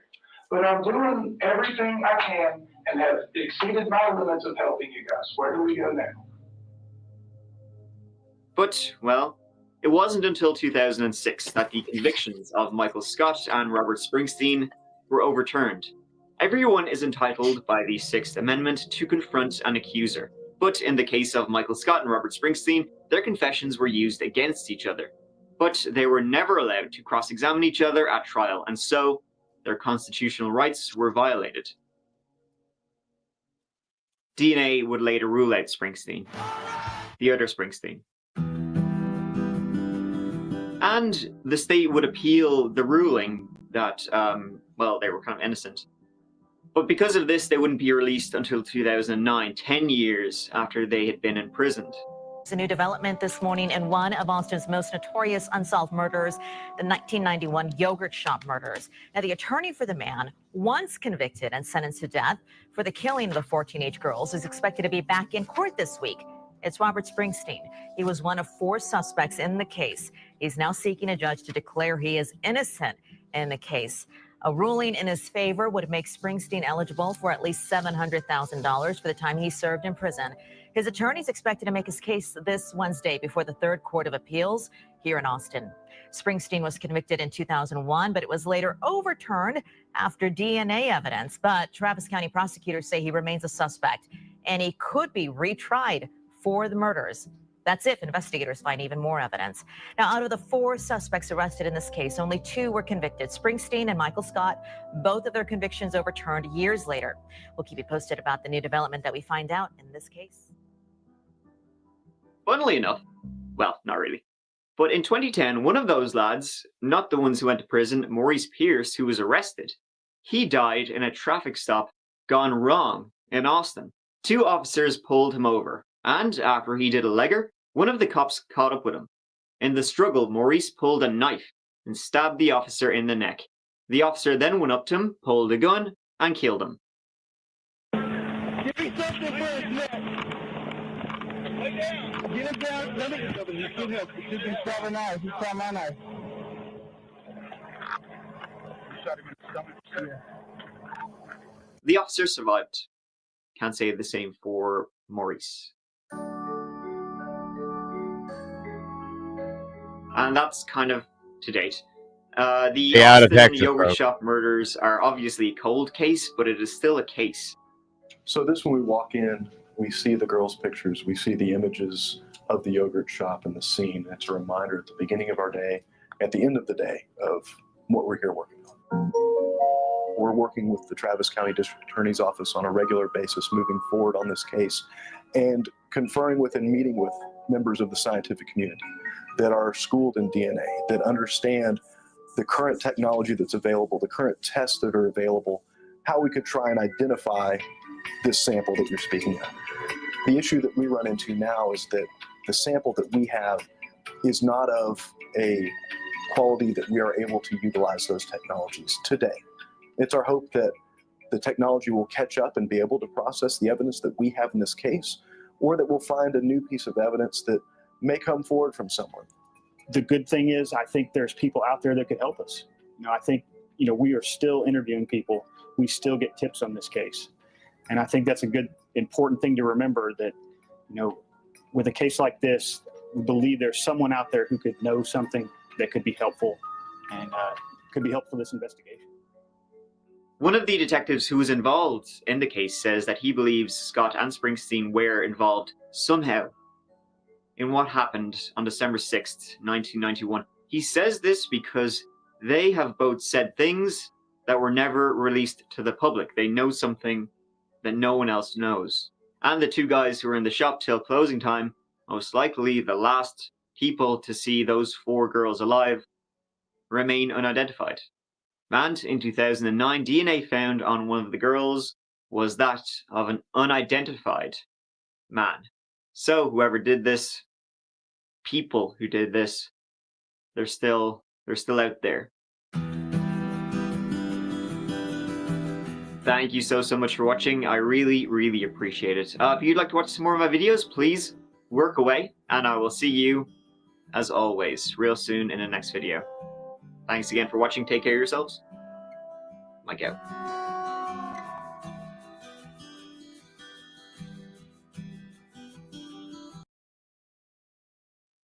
Thank you, Mikey. All right, guys. Go over and check out that chapter if you have not yet done it yet, guys. He puts out some really great stuff for those of you that haven't seen it. He really does. I like to look at, we use a lot of his stuff because of that.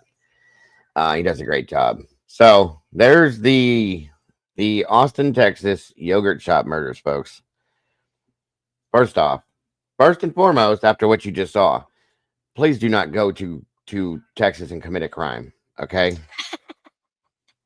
Just don't even think about crimes when you're in Texas. If you go there, you saw what just happened. I've never seen that in my life, but there you go. That's why I played that other video, because there was a couple things in that one that they didn't have in the first one. So,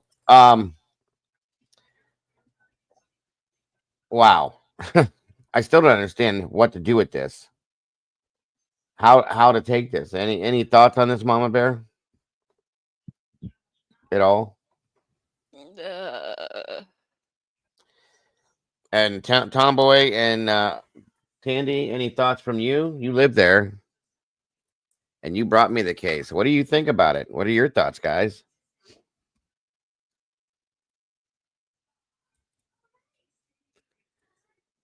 Anybody? Not I'm all at still one time. processing. Oh no, I wasn't talking to you. I know what you're doing, but it's interesting. Like I said, I was up till 4 going through this and looking at it, and I was trying to process it myself this morning, and it's like, wow, this is wild. How did that happen that way, and how did this happen that way? Yeah.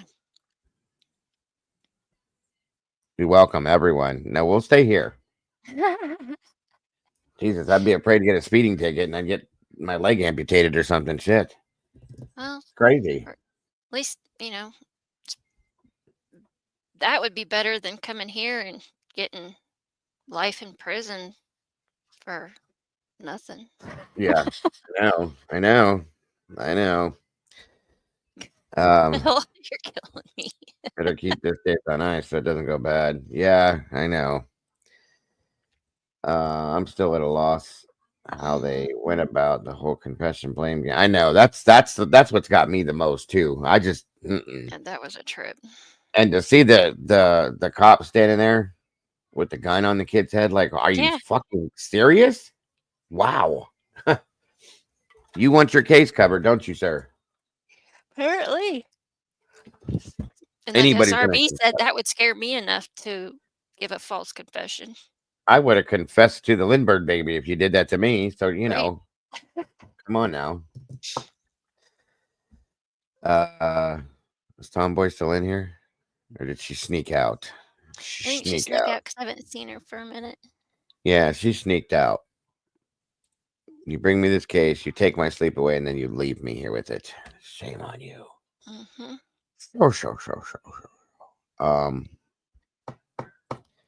It's wild, guys. It is wild. Anybody else have anything? SRB said, yeah, that was crazy. I would have too. So there it is, guys. And hopefully, I pray that they get some kind of a Tandy said the same thing. I would confess to JFK and I wasn't even born. I'm right there with you. Those cops scare me. I'm telling you. I've heard for years Texas police are like no joke. The Texas Rangers are enough money to play with. None of them. They just don't play. So it is what it is. She's busy organizing stuff. That's all good. All right. Well, we got some time left since that was. I didn't know how long that was going to roll out that way. So let's check this out. Mom Bear just sent me this and said, this is scary. And I'm like, yeah, I think so. Look around. There are a couple other things while we're in here still. Yeah, I hope someday they get an answer to that DNA too. Oh, absolutely. Yes. Absolutely. Charged with sex crimes after luring a woman to a back room of a store. Investigators say he was pretending to be an employee. Atchison police say it happened at the Walmart off U.S. Highway 73. That's where Fox 4's Reagan Porter joins us live tonight. Reagan, police arrested the man Sunday. Atchison police tell me this is where the sexual assault happened more than a week ago. But then on Sunday, they say the suspect returned, and that's when the 42-year-old was arrested. This is Justin Metz. He's charged with kidnapping, rape, and aggravated sexual battery. Atchison police say on March 9th, a 32-year-old woman was leaving this Walmart off US 73. That's when investigators believe Metz approached her, saying he was an asset protection officer with Walmart. Investigators said Metz escorted the woman to a restroom at the back of the store where he sexually assaulted her. Chief Mike Wilson says detectives discovered Metz does not work for the store. I've never seen one to where they've posed in a public business as an employee to gain the confidence of a victim to get them to a secluded area. It's a very serious crime. Detectives pulled surveillance photos and showed employees a photo of the attacker. Wilson says 1 week later he returned and investigators took Metz into custody. Wilson says right now they're only aware of one victim, but investigators are looking into if he was involved in similar crimes at other area Walmart stores. We're working with Walmart security who can help us with other Walmart stores as far if they've had any incidents. whether they've had him show up on surveillance. While the crimes happened in Atchison, Wilson says Metz lives in Leavenworth. He seems like a popular guy in Leavenworth. Sarah Doyle owns Pioneer Nutrition, which is about a block away from Leavenworth Station Brew House. She believes Metz is one of the owners. Fox 4 went to their Facebook page, which has since been taken down.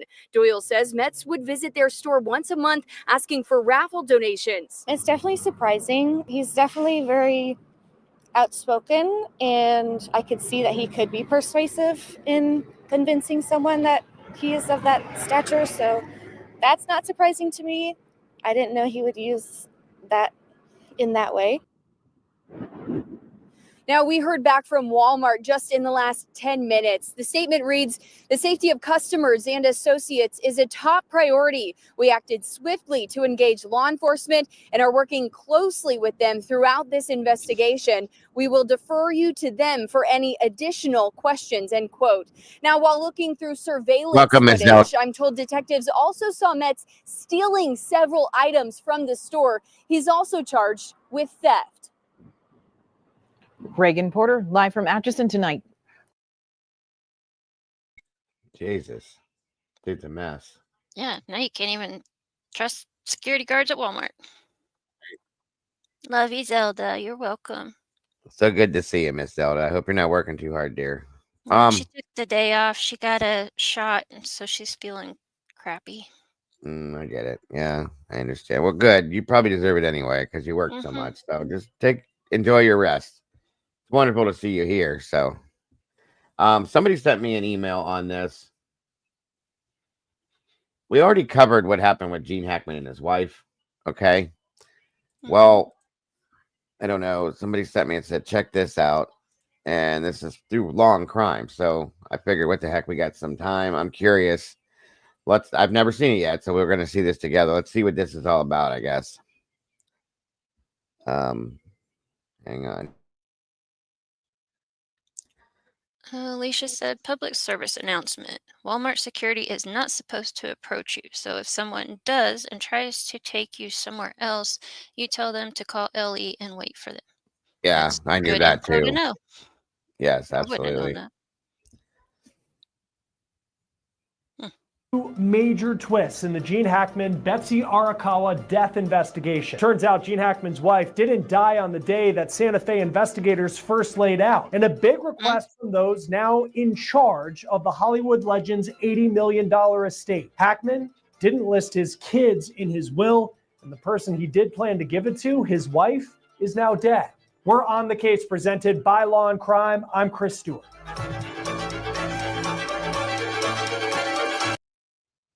They screwed up the time of death, the day that they gave her that she passed on. It's because I think it was on the 12th. It said she died on the 11th, but she called on the 12th and made a doctor's appointment for her and Gene. So everybody was like, how'd that happen? You know, Right. how'd that happen? So that you don't screw up on something like that, guys. That's just sad. So yeah. I know that's part of this, but we'll see what happens here. New questions are being asked now nearly a month after Hollywood legend Gene Hackman and his wife, Betsy Arakawa Hackman, were found dead inside their Santa Fe, New Mexico home back on February 26th. If you remember, it was on that day a contractor came to their house and eventually deputies found Hackman and Arakawa dead inside the home. One of their dogs was also found dead in a confined space. Arakawa was in a bathroom and appeared to have fallen suddenly because there was a space heater on the ground with her that looked to have fallen. Pills were scattered on the counter. The 95-year-old Hackman was found dead in a mudroom with sunglasses and a walking cane nearby. From the start of the Santa Fe County Sheriff's Office investigation, they said there were no signs of foul play, but it was a mystery as to how they died and just how long they were dead for. The couple was very private. They lived in a $3.3 million home in Santa Fe that was secluded, that had no security cameras. Eventually, officers discovered that Hackman's pacemaker recorded its last event on February 18th. The medical examiner said that Hackman died of a combination of cardiovascular disease and Alzheimer's. As far as Arakawa Hackman, the medical examiner found that she had a rare but dangerous infectious disease called hantavirus that's carried by rodents and has similar symptoms initially as the flu. The Department of Health in New Mexico says there have only been 156 cases of this in the last 50 years in the state, but more than 40% of those cases are fatal. Here's what Santa Fe County Sheriff said on March 7th about Betsy Arakawa Hackman's death, and at the time they had recorded her last known moments to be on February 11th. We know from our investigation that on February 9th, 2025, she picked up Zena from Gruta Veterinary Hospital. There was a procedure that was done with the dog, which may explain why the dog was in a crate at the residence. Let's move on to February 11th, 2025. Mrs. Arakawa had an email conversation with her massage therapist at about 11:21 a.m. Moving on into the afternoon, Ms. Arakawa was at the Sprouts Farmers Market between 3:30 and 4:15 p.m. Ms. Arakawa was seen on surveillance video at the CVS pharmacy in Santa Fe from 4:12 to 4:20 p.m. She then stopped at a local pet food store at about 4:54 p.m. Her car was seen on surveillance, and the remote control clicker that is assigned to her and her vehicle was used to enter the subdivision to gain access to the gated community at 5:15 p.m. Numerous emails were unopened on her computer on February 11th. There was no additional outgoing communication from her or known activity after February 11th, 2025. The cell phone information and the cell phone data is pending. We're working with state police to get the information from those phones. Turns out the phone data that came back shows that she actually died the next day, a day later than police originally reported. It showed that Arakawa Hackman made multiple phone calls to a local health clinic on the 12th, seeking care for the disease that would kill her later that day, according to deputies. The BBC spoke with the head of Cloudberry Health, who said that Arakawa talked of congestion, but didn't mention breathing issues or chest pain. Arakawa had scheduled an appointment for the 12th, but she canceled on the 10th, saying that she needed to care for her husband, Gene Hackman. This means that Gene Hackman still spent days inside that house with his wife's dead body in the bathroom. The medical examiner did say, health-wise, Hackman was in rough shape after she examined his body. As for the dog, according to this report, it didn't die of an infection like Arakawa did, but a lack of food and water. The dog recently had a procedure and was being confined to a carrier. The couple had two other dogs that were found alive on the property, and they've both been reportedly taken to a local shelter for care. Now there are questions about what will happen to Gene Hackman's estate, one that's been built up over a career of 40 years of being a Hollywood A-lister.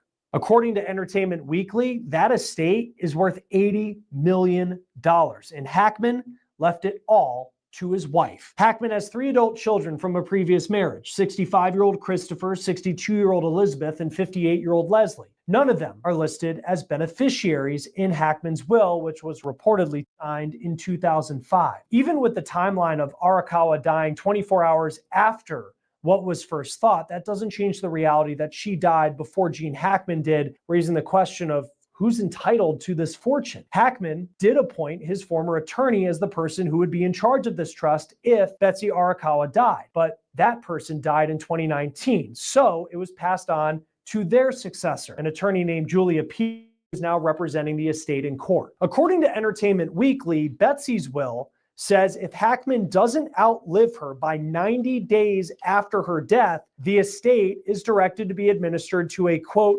charitable trust to achieve purposes beneficial to the community, consistent with the charitable preferences and interests expressed or indicated by my spouse and me during our lifetimes. The attorney representing the trust did file documents in court listing Hackman's adult children as heirs to the trust. Now, we know that Hackman's children were not in touch with their dad regularly in his final days, as he is believed to have been dead for a week until a contractor found him and Betsy in the home. In a statement to People, his two daughters, Leslie and Elizabeth, and his granddaughter Annie said, quote, "It is with great sadness that we announce the passing of our father, Gene Hackman, and his wife, Betsy. He was loved and admired by millions around the world for his brilliant acting career, but to us, he was always just dad and grandpa. We will miss him sorely, and we are devastated by the loss." In an interview with the Daily Mail, Hackman's daughter Leslie said that she and her dad were close, but she hadn't spoken with him for a couple of months. Hackman's son Christopher, who is now in his 60s, hasn't spoken to the press since his father's death, but TMZ is reporting he did hire a prominent California trust and estate attorney. There are also questions about whether the public will see what deputies saw on that day that they discovered Gene Hackman and Betsy Arakawa had died. The attorney for Hackman's trust filed a motion to restrict body cam video and photographs. The estate was granted a temporary restraining order limiting the disclosure of pictures or videos showing the couple's bodies and interior of their home on that day. It also limits the disclosure of autopsy reports or death investigation reports. The trust argues that the Hackmans have a right to privacy and placed a lot of value on being out of the public eye in recent years. A hearing is set for March 31st to dive more into that issue. Joining us now, trial lawyer Randy Kessler, who also teaches at the Emory University College of School of Law. Thanks for taking the time to be with us as always here on Law and Crime. This is a fascinating development. I want to first start with this trust. $80 million is up for grabs. What does it tell you that the kids of Gene Hackman were not mentioned in this will, and he wanted to give everything to his wife, Betsy Arakawa Hackman? You know, it seems like we're seeing that more and more, and we hear about these, multi-billionaires that say, I'm not giving it all to my kids. I'm going to do good with it for the world. But what's interesting is that it wasn't in some charity already. It wasn't already given to, some major cancer research institute. And if he wanted his kids to get money at his age, he could have been giving them money by now. It's interesting. That's a lot of the personality and the family dynamics that we're, I guess, going to learn a lot about when the kids start to try to get a piece of that $80 million. And I'm sure they're going to, and it's going to be a knockdown, drag out, given all the complexities, right? He was trying to give it to her, but you can't give it to somebody who predeceases you. And so then does it go into a trust or, I would not want to be that probate judge. No, it seems complicated because even though this will was signed reportedly back in 2005, I mean, in your experience, I just imagine it's a pretty airtight type of document that can be difficult to fight if you wanted to change something after the fact, after somebody dies. You would hope so. And right, that's why wills are the hardest things to change, because there's no one there to say, is this what you really meant? There's no cross-examination of the person saying, were you drunk when you signed it? That's why there's a lot of formality and a lot of witnesses and a lot of formality. And it takes a lot of formality to change a will. We hear about the term codicil. Someone doesn't want to do a new will, they add something to it. We call that a codicil. There's a lot of formality with that. You can't just say, hey, I want to write a letter to my lawyer that says, by the way, add another 20% for my oldest kid because I like him more. There's got to be a lot of formality to change a will. So when you sign your will, unless you go back and change it with the same formality that you signed it, it's going to stick in most cases. And I can't imagine that he had a lawyer that wasn't competent. The amount of money he had, I'm sure he had a decent lawyer to get a good will that's going to be enforceable. I don't know what and I think many people don't know what truly the relationship was between Gene Hackman and his 3 adult children. 2 of his daughters did release a nice statement saying that they cared about him after they found out that he passed, but did say that they hadn't spoken in a couple of months. So it doesn't appear that they were regularly in contact with Gene Hackman. I mean, he had in some ways gone missing for a period of time, between when he died and when he was actually discovered, and they weren't the ones to figure that out. With that said, does the relationship between the person who died and then children who by blood are very close? He was close to the one daughter, not so much to the other, and was definitely not close to the son that is actually getting an attorney to go after the money because, well, maybe you should have been a good child to your parent. The kids weren't her kids. They were no, from they were from the previous. first marriage, right? Okay. And So were any of the kids hers? no, She no, didn't have any kids. she had no children. It was just Okay. his first wife. So because you don't like the fact that daddy married somebody else and that it's not mommy, Ah, oh well, sorry, son. And now you want to go get an attorney because you think you deserve some of your dad's money when you haven't had nothing to do with him for the past 15, 20 years. Really? right. Yeah. Doesn't work Get that way. over it. Get Yeah. over it. Sorry, should have been a better child to your parent. Blows my mind when they do this shit.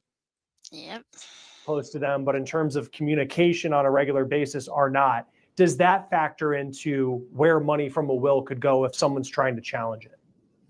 Yes, and I think it would be a much closer call if he had a good relationship with them.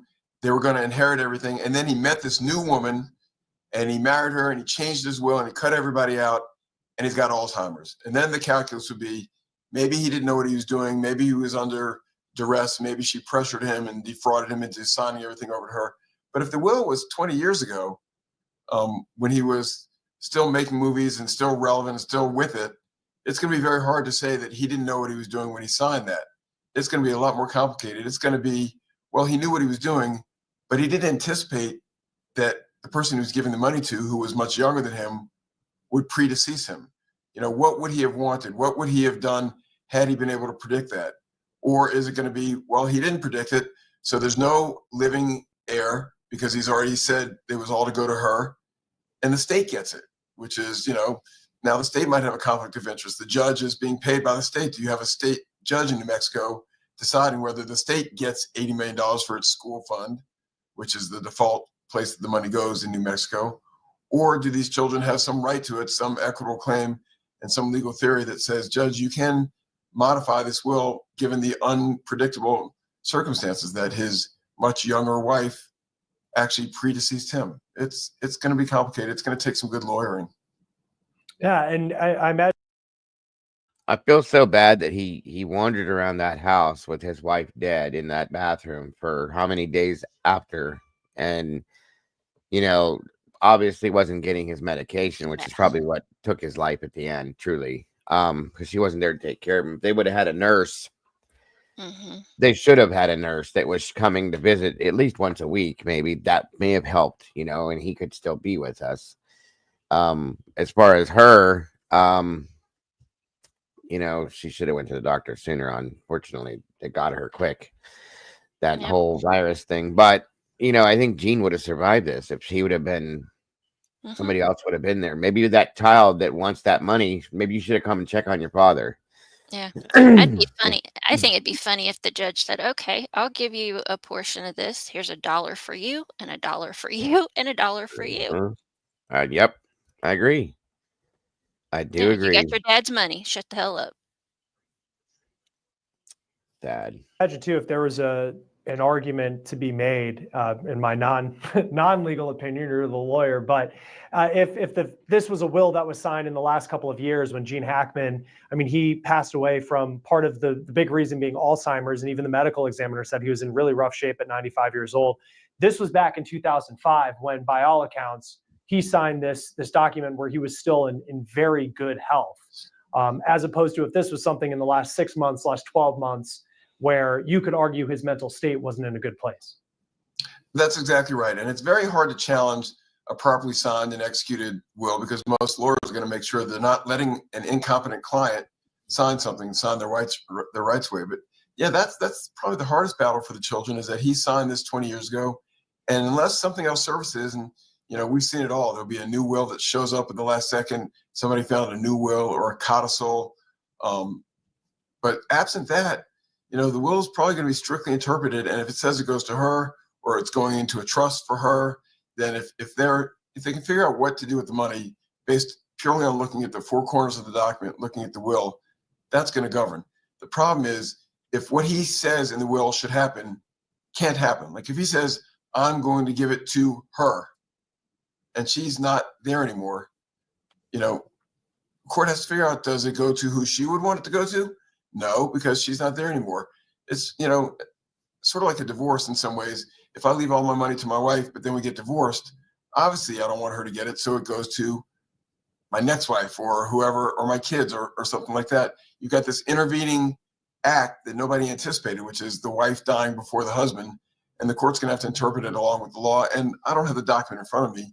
Maybe the will contemplates that in some way. Maybe the will says it will go to her or to her designated trust or her designated people. It doesn't sound like it. It sounds like it's confusing. But we're going to see it all. It's all going to be spelled out, and good lawyers are going to make it easy for the judge to understand, which means it'll be easy for us to understand once it all comes out. What I find fascinating in this too is that, when you think of someone writing a will and, well, if I die before you die or you die before I die, elderly couples, I mean, she was 65. You're assuming that it would be a case where he dies at 95 years old. And then she's, there's years where she has access to this money and it's kind of cut and dry. But these documents, even in the case of a couple of days, I mean, literally to the point where the first person to pass away is what triggers this.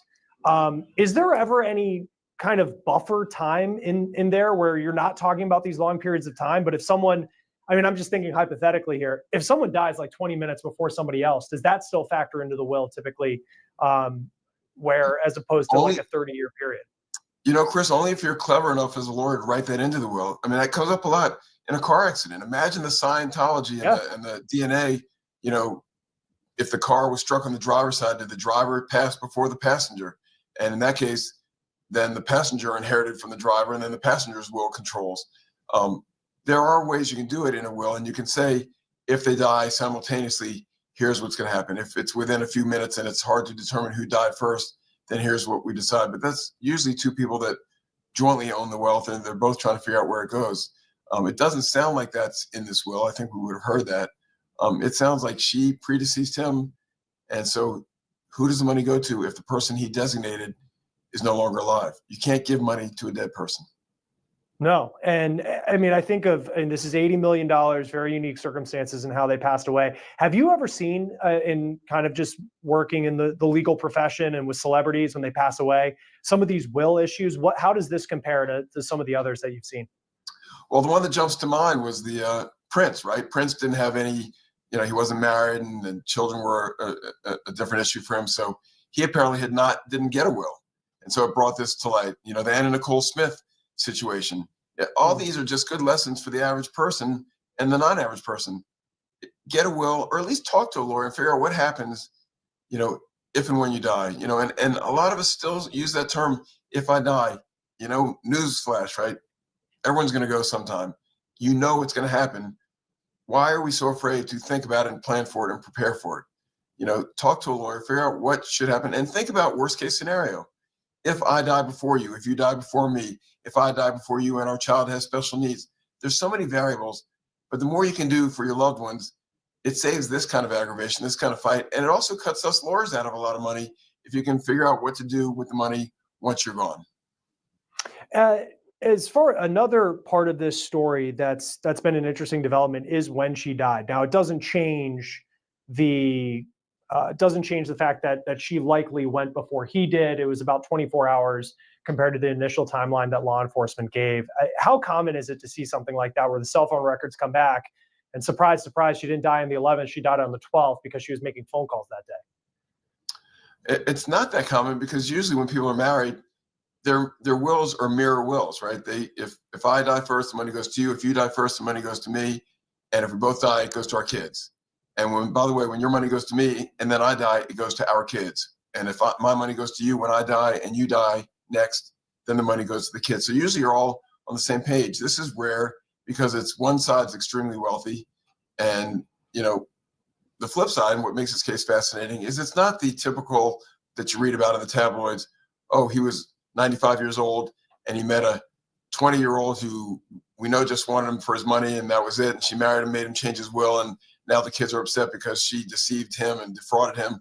We don't have any of that. By all, accounts, this was a legitimate, solid relationship, and they cared about each other. So it's going to be hard to attack what he put in the will. But if the will doesn't leave it out, doesn't say, here's what happens to the money if the person I'm leaving to is gone, then it's going to be between the children and the school fund of New Mexico to see who gets the money. And that could be a bitter fight. Yeah, that would be a bitter fight. We know reportedly it's from TMZ, but the eldest son or the only son of Gene Hackman, who's a full grown now, has hired an estate attorney. So theoretically he's gearing up for potentially a fight Well, to they try and should. get at least some of that. I mean, you're talking about $80 million. It's a lot of money. Yeah, even if they and maybe, I don't know these people, right? Maybe the kids know what dad would have wanted, and they want the money to make sure it goes to the charities that he supported, or to do something in the performing arts. You know, who knows? But they should at least get a lawyer and know their rights. When there's that much money involved, there's so much good you can do with that. And you know, what would dad have wanted to do? And we don't know the children's needs, and do they have significant financial hardships, or do they not? There are a lot of variables, but I would at least talk to a lawyer and say, is there a chance that the money's coming to me from me and my children and my family, or what's going to happen to it if I don't get it? You know, to learn that it's going to go to the school fund for the state of New Mexico, and maybe that's fine with everybody. But they should at least know their rights. And we know that the trust is also, they're in the process of attempting to stop the release of body cam video, photographs from inside the home the day that. Why would anybody want to put that out? Like, leave these people the hell alone. You're gonna put photographs and body cam video out of finding them? That's disgusting. I'm sorry. Especially people like this that, you know, they wanted their privacy because they were who they were. Right.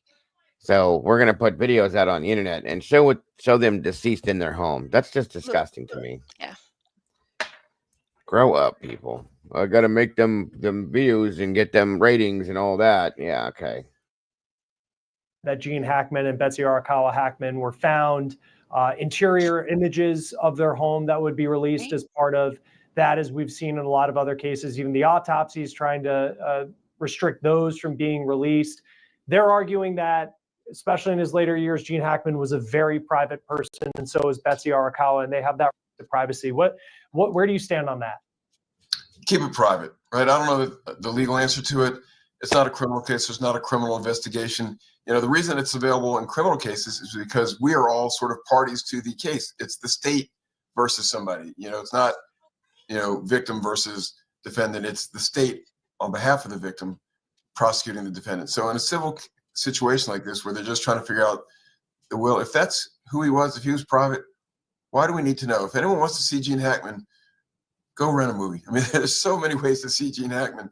And it's probably the way he would want to be remembered, not the way he was in his final years. I would support keeping it private if it was up to me. Yeah, it'll be interesting. The judge giving a temporary restraining order, and then they're expected to have a hearing on March 31st. And that is an interesting point, because it is not a criminal case. Foul play was never considered in this whatsoever, because New Mexico is a state that typically does release body camera video, but it's for, and we see it on Law and Crime all the time, someone shoplifting from Target, someone in a high-speed chase. This clearly, though, is a very different kind of case. But at the same time, there is a lot of public interest in Gene Hackman, and there was a lot of public interest that fueled this story. And in lawsuits, and it may you know, depend on whether it's a litigated lawsuit. You guys have to file sometimes motions to get courtroom cameras or get access to what's going on in a courtroom. The public has a right to know how our system works and what's going on in the judicial system. So if it's something that's going to be introduced as evidence, if it's a courtroom drama or courtroom case, maybe. But just while it's in the investigation period, I don't know what would justify releasing it to the public. And the real question is going to be, who's acting on behalf of this guy? Who is his representative? You know, does he have somebody hired? Does he have somebody appointed as his executor, as the administrator of his estate, that's going to stand up and say, here's what I'm arguing on behalf of Mr. Hackman, and let them make the arguments. But I can't imagine whoever that is, they're going to just roll over and say, yeah, put the video out there. He wouldn't care.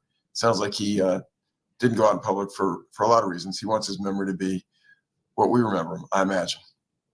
Yeah, and we'll see what happens. Yeah, March 31st is that next hearing. And this is a fascinating case. I mean, I think of the day that it first came down, and then all these questions rose up, and then came to somewhat of a resolution at the time with their causes of death. But then more details come up, and we'll see what happens with the estate. Randy Kessler, thank you for taking the time to be with us, as always, here on Law and Crime. Thank you, Chris. We will continue to follow this story, as so many people are interested. For On the Case, presented by Law and Crime, I'm Chris Stewart. We'll see you next time.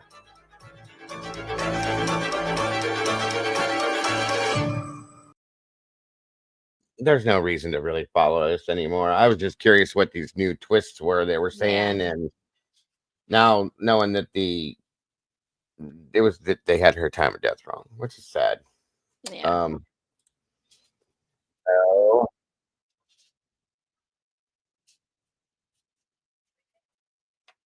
Yeah, Cap, either that or I said over here on my side, Alzheimer's research.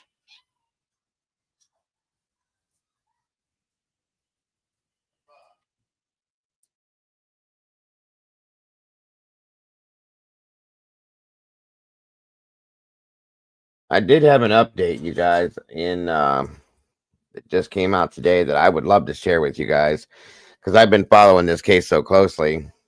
Since it's not a cold case, but this is still kind of important to me. So the Mickey Stines, Kevin Mullins situation, there's an update through Court TV with my boy Vinny. So I thought we could cover that before we end the day for the day.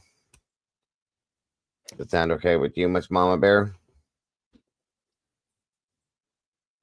Do what? Sorry, I had kids talking to me. There's an update with that Vinny's put out with Mickey Stines and Kevin Mullins. So I just figured we could close out the day with that. Sure. Okay. Sounds good. Good stuff. Yeah, this case has always driven me nuts from the beginning. I'm kind of obsessed with this one, so let's see what Vinny's got to say.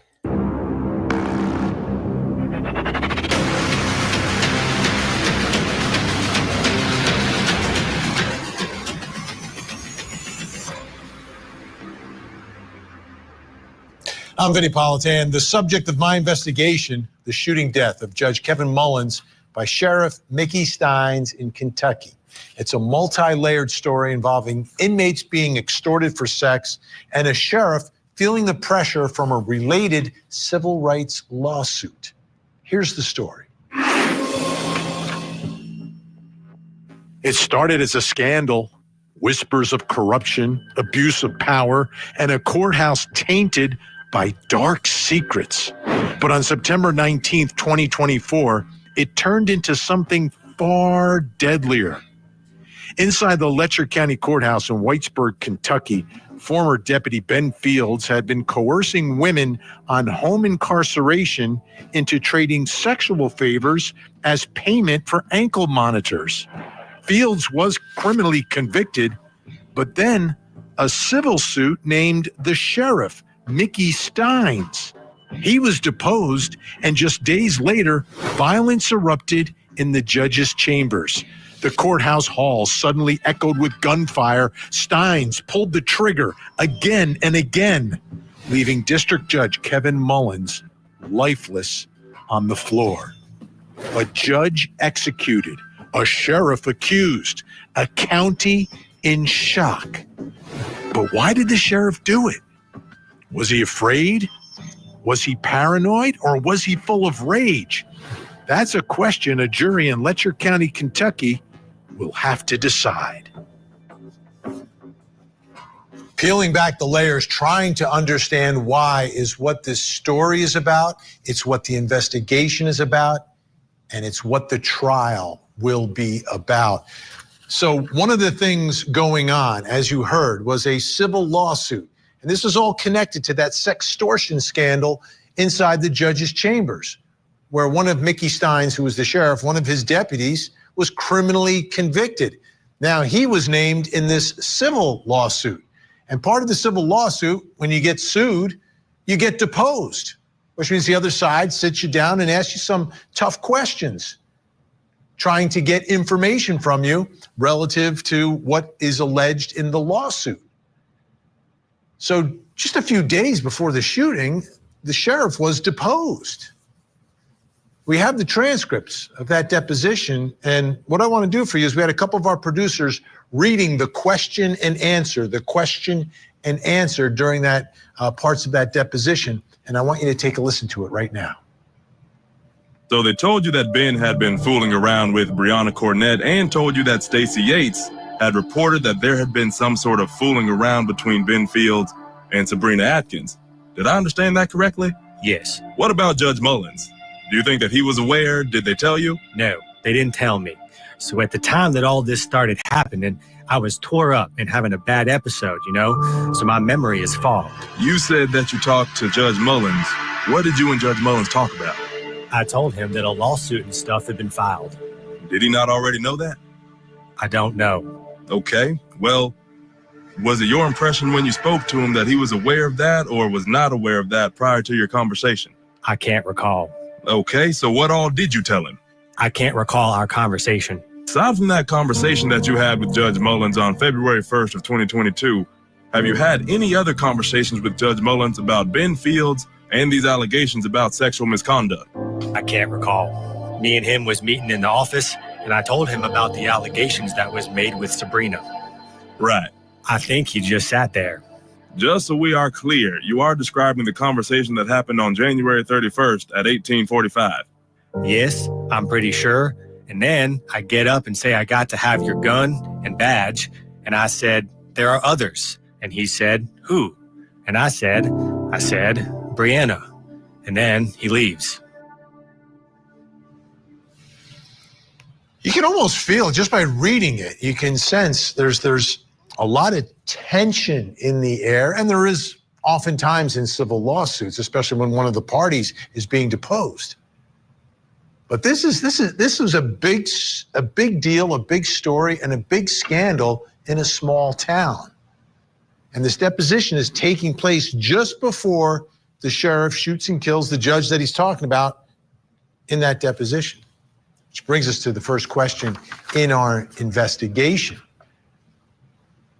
What happened during the deposition? What was the questioning about? What was the demeanor of the sheriff? What was the atmosphere like inside that room?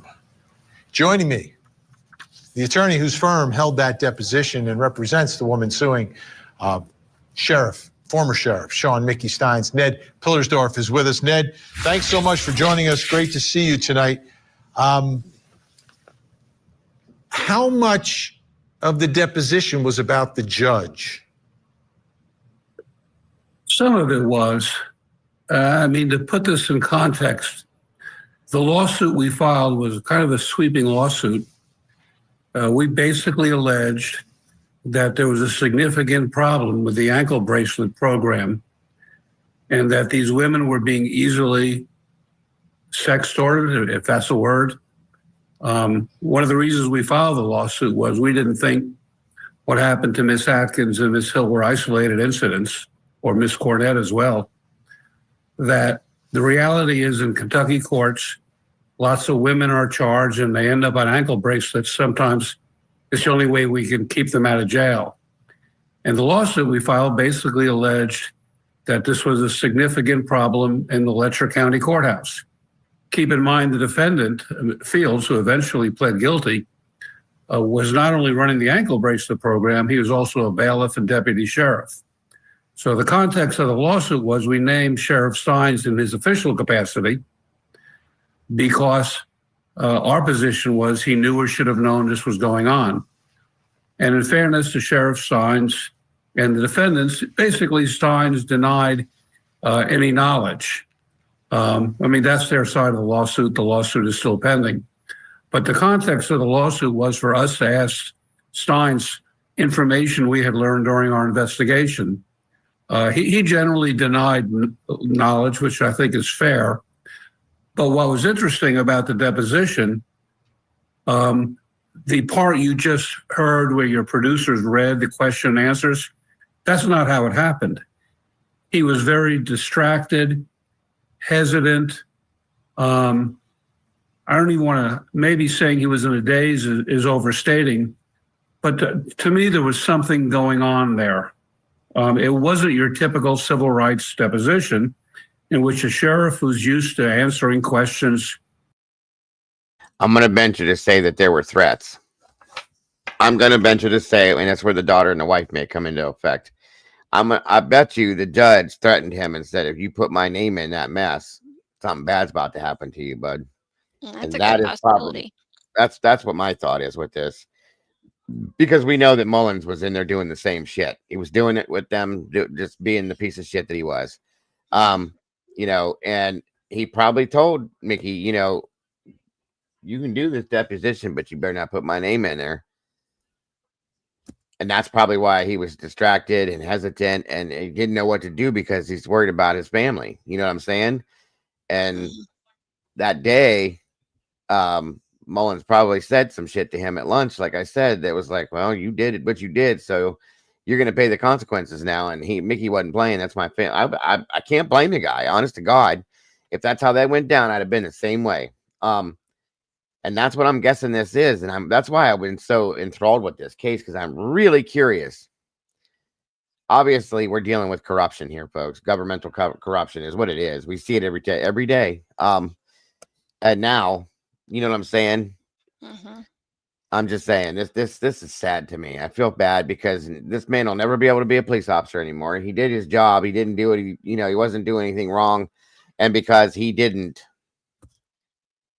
follow suit and bow down, now he's never going to be able to do that. And probably he's going to do some time for sure, I imagine. I would think. Motive, case, why he snapped. Yeah, right, Cap. Being in a courtroom setting, he would be asked perfunctory questions, and it'd be these long silences. And while the deposition you read indicates, quick responses and questions and answers, that's not the reality of what happened at that deposition. My co-counsel conducted a deposition, and I came away thinking there's something going on here. Of course, we had no idea that 3 days later he'd killed the judge. Right. And Ned, I want you to take a listen to Jeremy Bartley, who is Sheriff Stines' criminal defense attorney, talking about that deposition. Well, I think one of the big focal points for this particular case, and we've said this before, is the deposition. The deposition that that Mickey was giving in that particular case was scheduled for Monday, and this happened on a Thursday. So just a few days prior was this deposition. And I think in the week prior to and the week of the deposition, lots of people noticed that Mickey had become more increasingly paranoid, that he became sleepless, had gone nights without sleep. And there was an overwhelming amount of pressure on him, some internal, but we believe there were external pressures as well, because there were a lot of things that happened within these chambers that during a deposition could be potentially fair game for questions. And not only at that deposition, but if the civil case continued, then in further discovery in that case. And I think there was a lot of interest by those people who populated the judges' chambers for whatever reason about what Mickey might say in those depositions. And it's interesting, he's talking about before, like a week before the deposition, and then after the deposition, this paranoia. Ned, I also want to put up one more piece from that deposition, because I think it's very pertinent to what Jeremy Bartley was just saying. And this is where Sheriff Stines says, slow down a little bit. And then your partner says, was there ever a time when you told Ben Fields that he wasn't allowed to use Sheriff's Department equipment or vehicle? The answer, I don't recall. I am having an episode, sorry. Was there any sort of a episodic breakdown during this deposition? That transcript's accurate.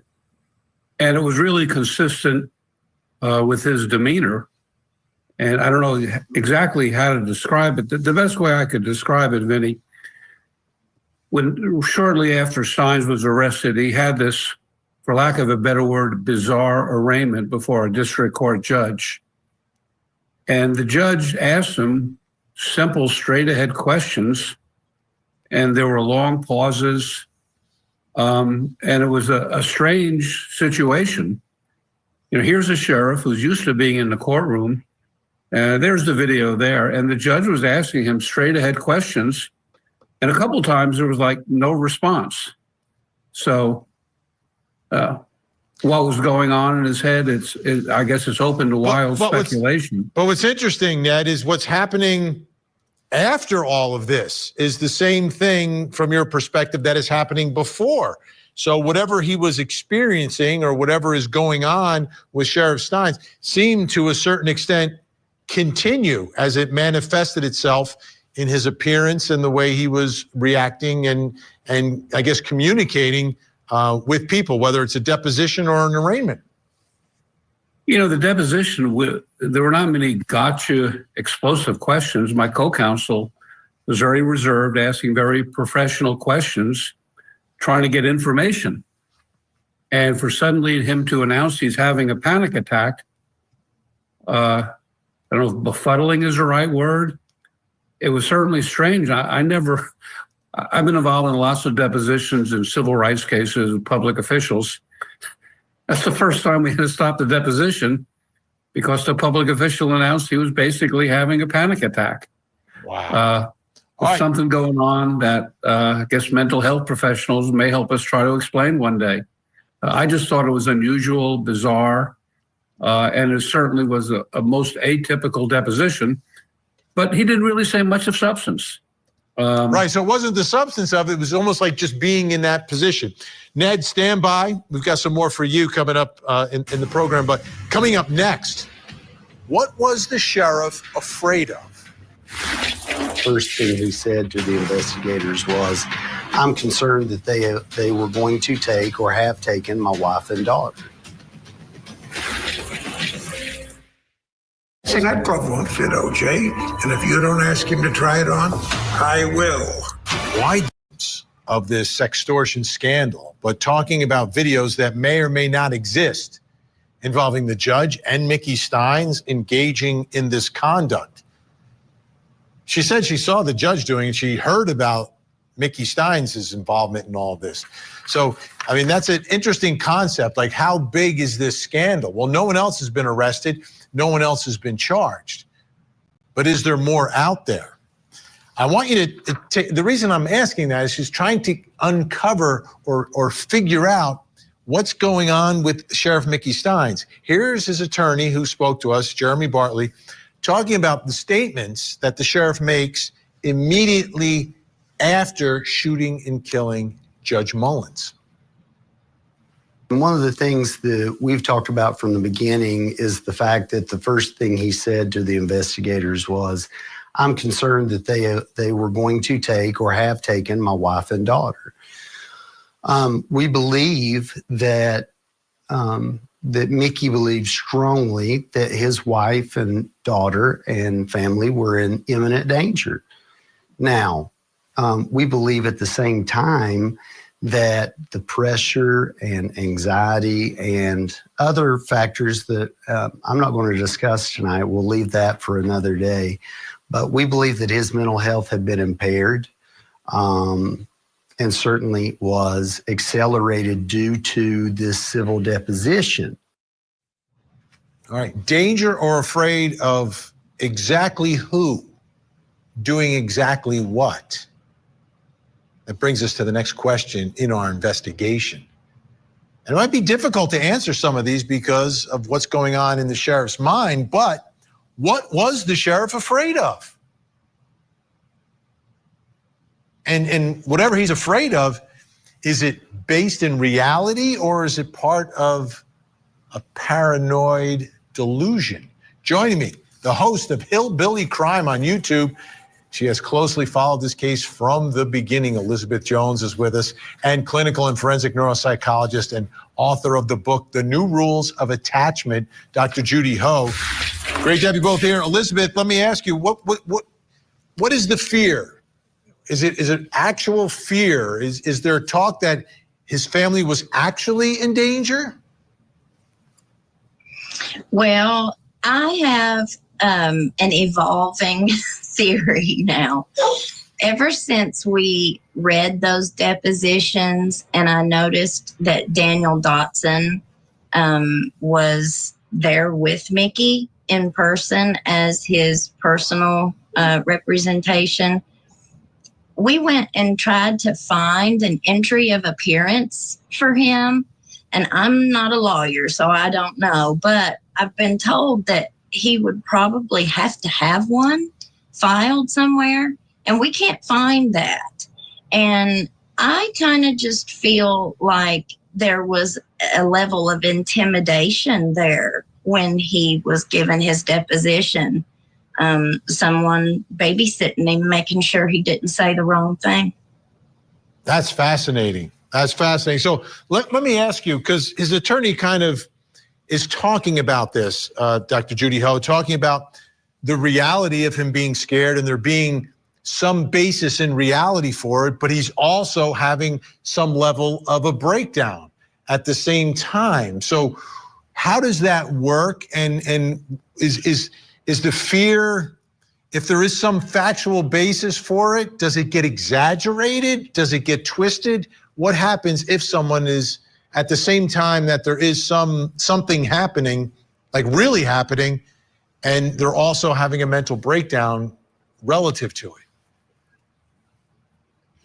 Right, Vinny. Well, when we're talking about persecutory delusions, it means that it's something that's not borne out completely to reality. So it can be something that is a complete departure from reality, or it can just be a significant exaggeration of something that's going on. That is still a delusion. So it sounds like maybe the attorney's argument is something akin to the fact that there could be some basis in reality for his fears that someone more group of people might be targeting his family, but that his reaction to it was so extreme and that it was such a persistent idea that got taken way out of context to what is happening in reality. If that is the case, then that is still a delusional disorder of some sort or some type of psychotic symptomatology. Now, I want to focus in on the time just before the shooting. So they had lunch and before the shooting, but after lunch, take a listen to what Mickey Stines' attorney told me about what his client, the sheriff, was doing. On the delivery, there was an incident where our client was asked to deliver to another place that was not the normal place where he did the deliveries for this particular individual. And the witness will testify that at this point he was very concerned that there was an attempt to isolate him and to cause him harm.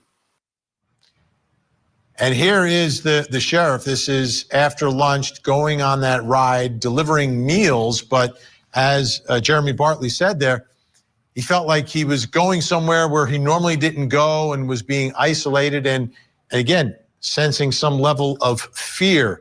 Elizabeth Jones, he's not alone on that trip, right? He's with someone, and that person has spoken out about that as well. Well, you also have to remember that that is the boy who was sitting in the window in the judge's chambers. So that's who's riding with him in that truck delivering those meals, is that same boy. And going like out of the path, do we know anything about what was going on? What happened on that ride, Elizabeth? Well, I don't know anything other than what Mickey's lawyer said, but I found that very interesting that he felt like he was being lured somewhere. So if we kind of look at all the different kinds of really bad conducts on behalf of more than one person in that courthouse, if you can just imagine Mickey knowing and being aware for the last 15 years of all of these bad acts going on by several different people, you could see how that would make him maybe a little bit more paranoid than and that average person. Yeah, and that seems to be exactly what his lawyer is saying, that there's some basis in reality, but he's also feeling all the pressure. Okay, both our guests sticking around. Coming up next, was the sheriff suffering from sleep deprivation?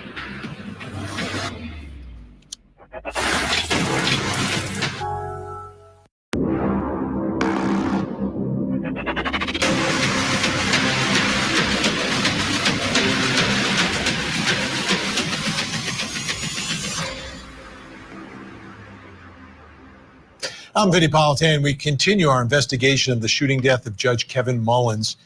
Everything in this case is caught on camera. Everything except why the sheriff did it. Here's the story. In the heart of Whitesburg, Kentucky, a tragic event unfolded on September 19th, 2024 that would forever scar this tight-knit community. District Judge Kevin Mullins, a respected figure known for his commitment to justice, was in his chambers when Letcher County Sheriff Sean Mickey Stines entered. The two men engaged in an argument behind closed doors.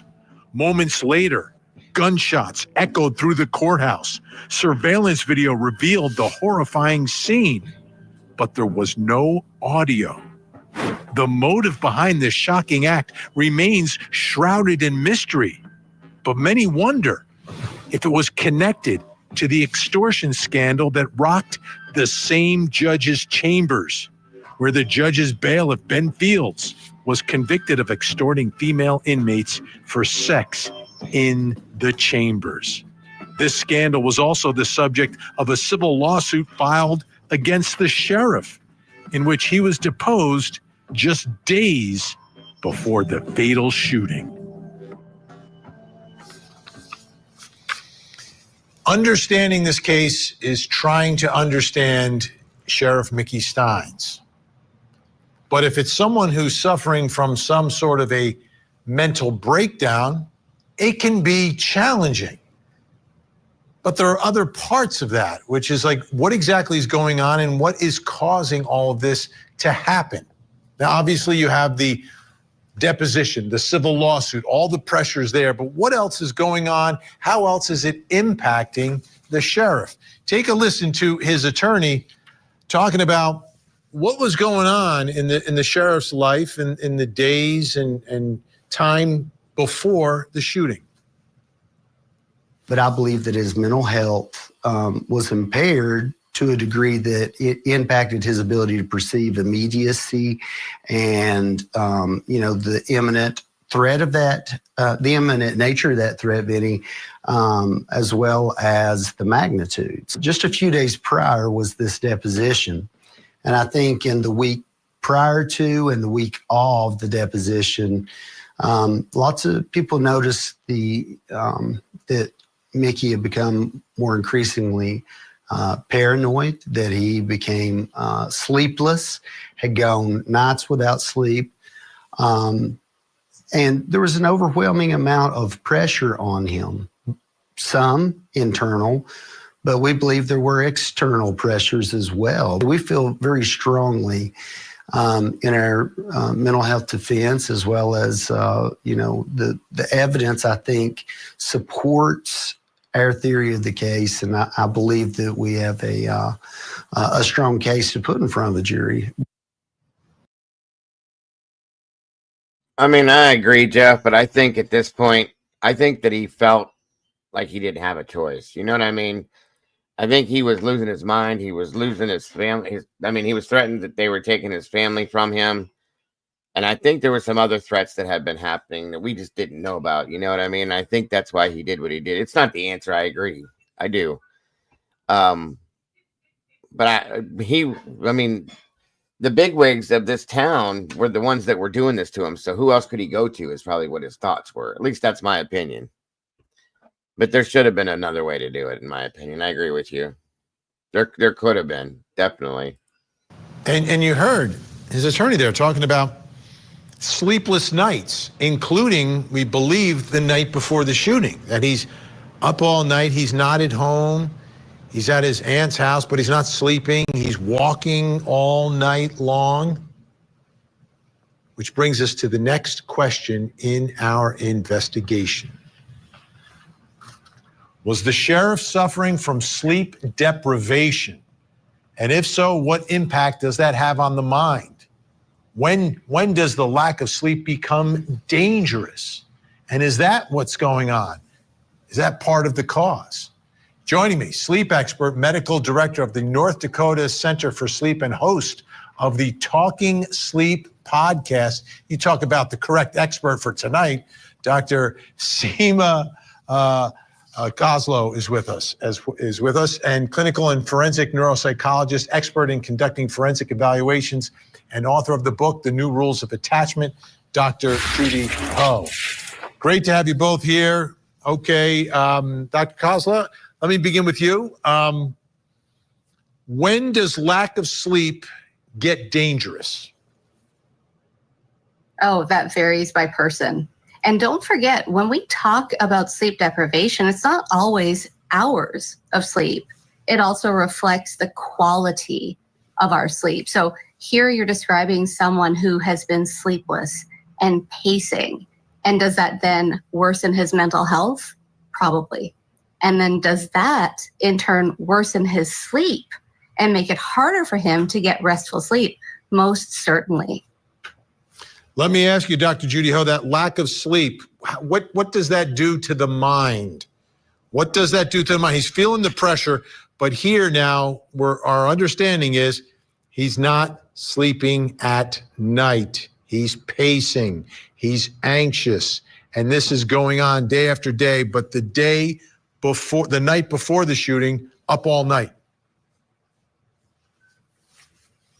Vinny, sleep deprivation has a multitude of effects. There are neurocognitive effects because it heightens one's amygdala activity. This is the part of your brain that's responsible for processing threats and fear. So that could lead to an exaggerated processing or reaction to fear or fear stimuli. Also, impaired sleep also impairs your prefrontal cortex functioning. This is those higher order functions that we as humans, we pride ourselves on, like planning, like impulse control. When you don't sleep, you have worse impulse control. You have worse emotion regulation. If there are any latent mental health factors, and coupled with external stress, it's going to rise to the fore the longer you don't get quality sleep. And in fact, for people who experience paranoia and psychosis, part of the comprehensive treatment is actually helping them to improve their quality of sleep to reduce the likelihood of psychotic symptoms. So, Dr. Kozlow, is this I guess I'm looking at a chicken and an egg kind of thing here, right? Like sleeplessness and this behavior, the behavior and the sleeplessness. How does that relationship work from your perspective? You're exactly right. It is chicken and egg, and it feeds on itself, because the worse the sleep deprivation, the worse the mental health. And as Dr. Ho rightly pointed out, we really need to address the sleep. So what is causing him to be sleepless? Is it all of this anxiety? Does he have an underlying, untreated, undiagnosed sleep disorder that we're not dealing with? Now, I want to add something else to the mix here. It gets a little more complicated. An attorney representing Mickey Stines brought this up, that he suffers from California encephalitis. This is in the deposition. So when he is under stress, sometimes it causes some issues. It is something that you get from tick bites, basically. We looked it up, WebMD, for what it's worth. California encephalitis may cause personality changes, seizures, weakness, depending on the part of your brain affected. Dr. Judy Ho, you're in California. What are your thoughts?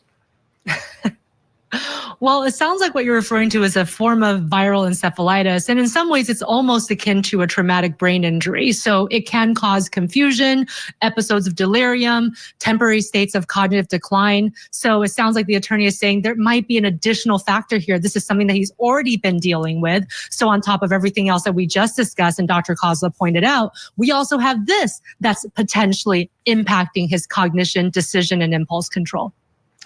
Let me ask you, Dr. Kozlow, the sleep deprivation, in trying to figure out like when it's happening, how it's happening, the sleeplessness, how important would input from his family be and the observations?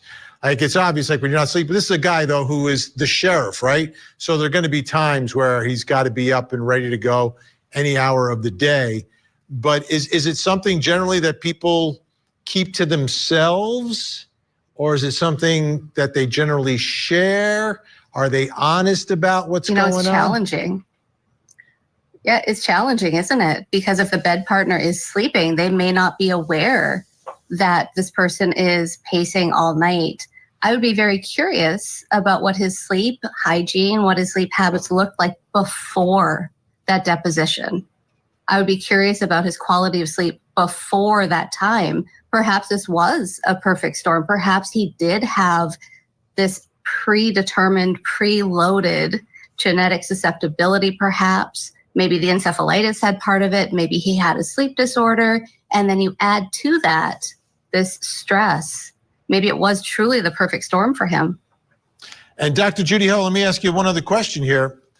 If he is suffering from some sort of mental problem here, is that something that while he's incarcerated awaiting trial can get better on its own? Is this something like, because I'm trying to understand, he's going to be evaluated for competency. He's going to be evaluated for criminal responsibility. But we've already seen in this arraignment that Ned Pillersdorf said the way he is right here that we're looking at, that's the way he was acting in the deposition as well. He saw a similarity. So I'm wondering, will time do anything here? Or is it something that needs direct treatment, whether it's medicinal or therapeutic?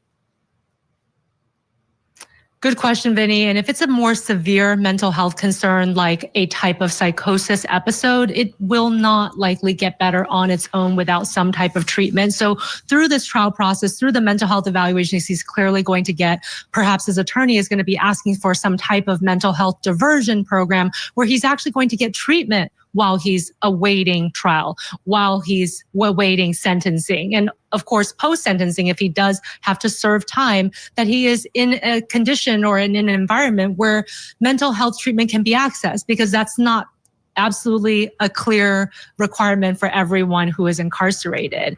And for somebody who has active psychosis, the treatment, the gold standard treatment does involve medication therapy, antipsychotic medication, as well as reality testing techniques, which is a behavioral intervention. It's that combination of those two techniques that's really going to help him to get better and to be able to really understand his own state of mind as he reflects back on what happened that day.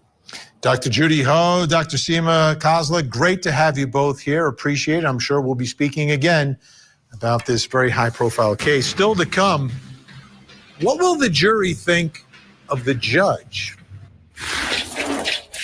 And I think this pressure came crashing down on Mickey. And I think that it was an overwhelming amount of pressure. And I think there was, there was an objective threat to him. Grieving widow or mastermind behind a murder. Monica Cimentelli is. There was an objective threat to him based upon what he might say or not say, or might have already said or not said during the deposition. And I think you compound that with the fact that there is a mental health issue as well.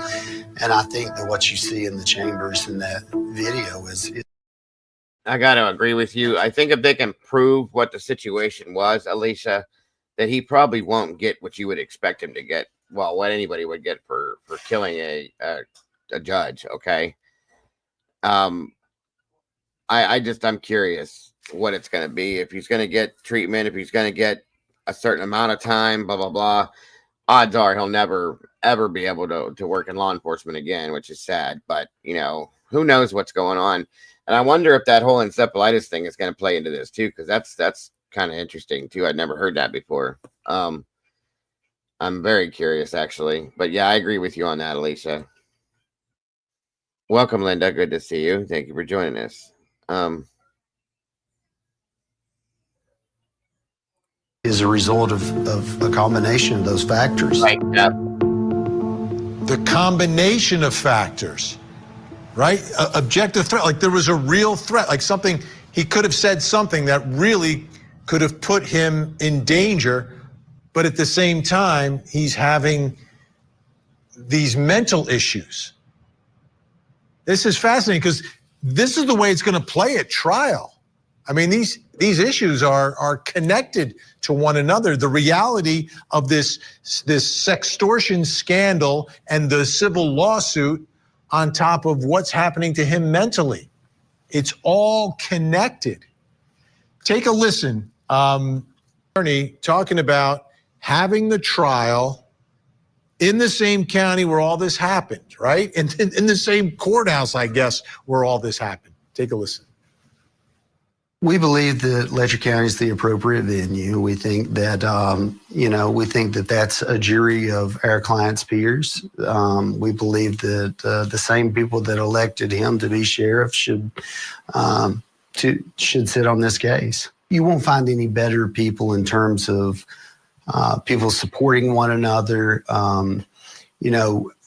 being cordial with one another, and everyone knows everyone.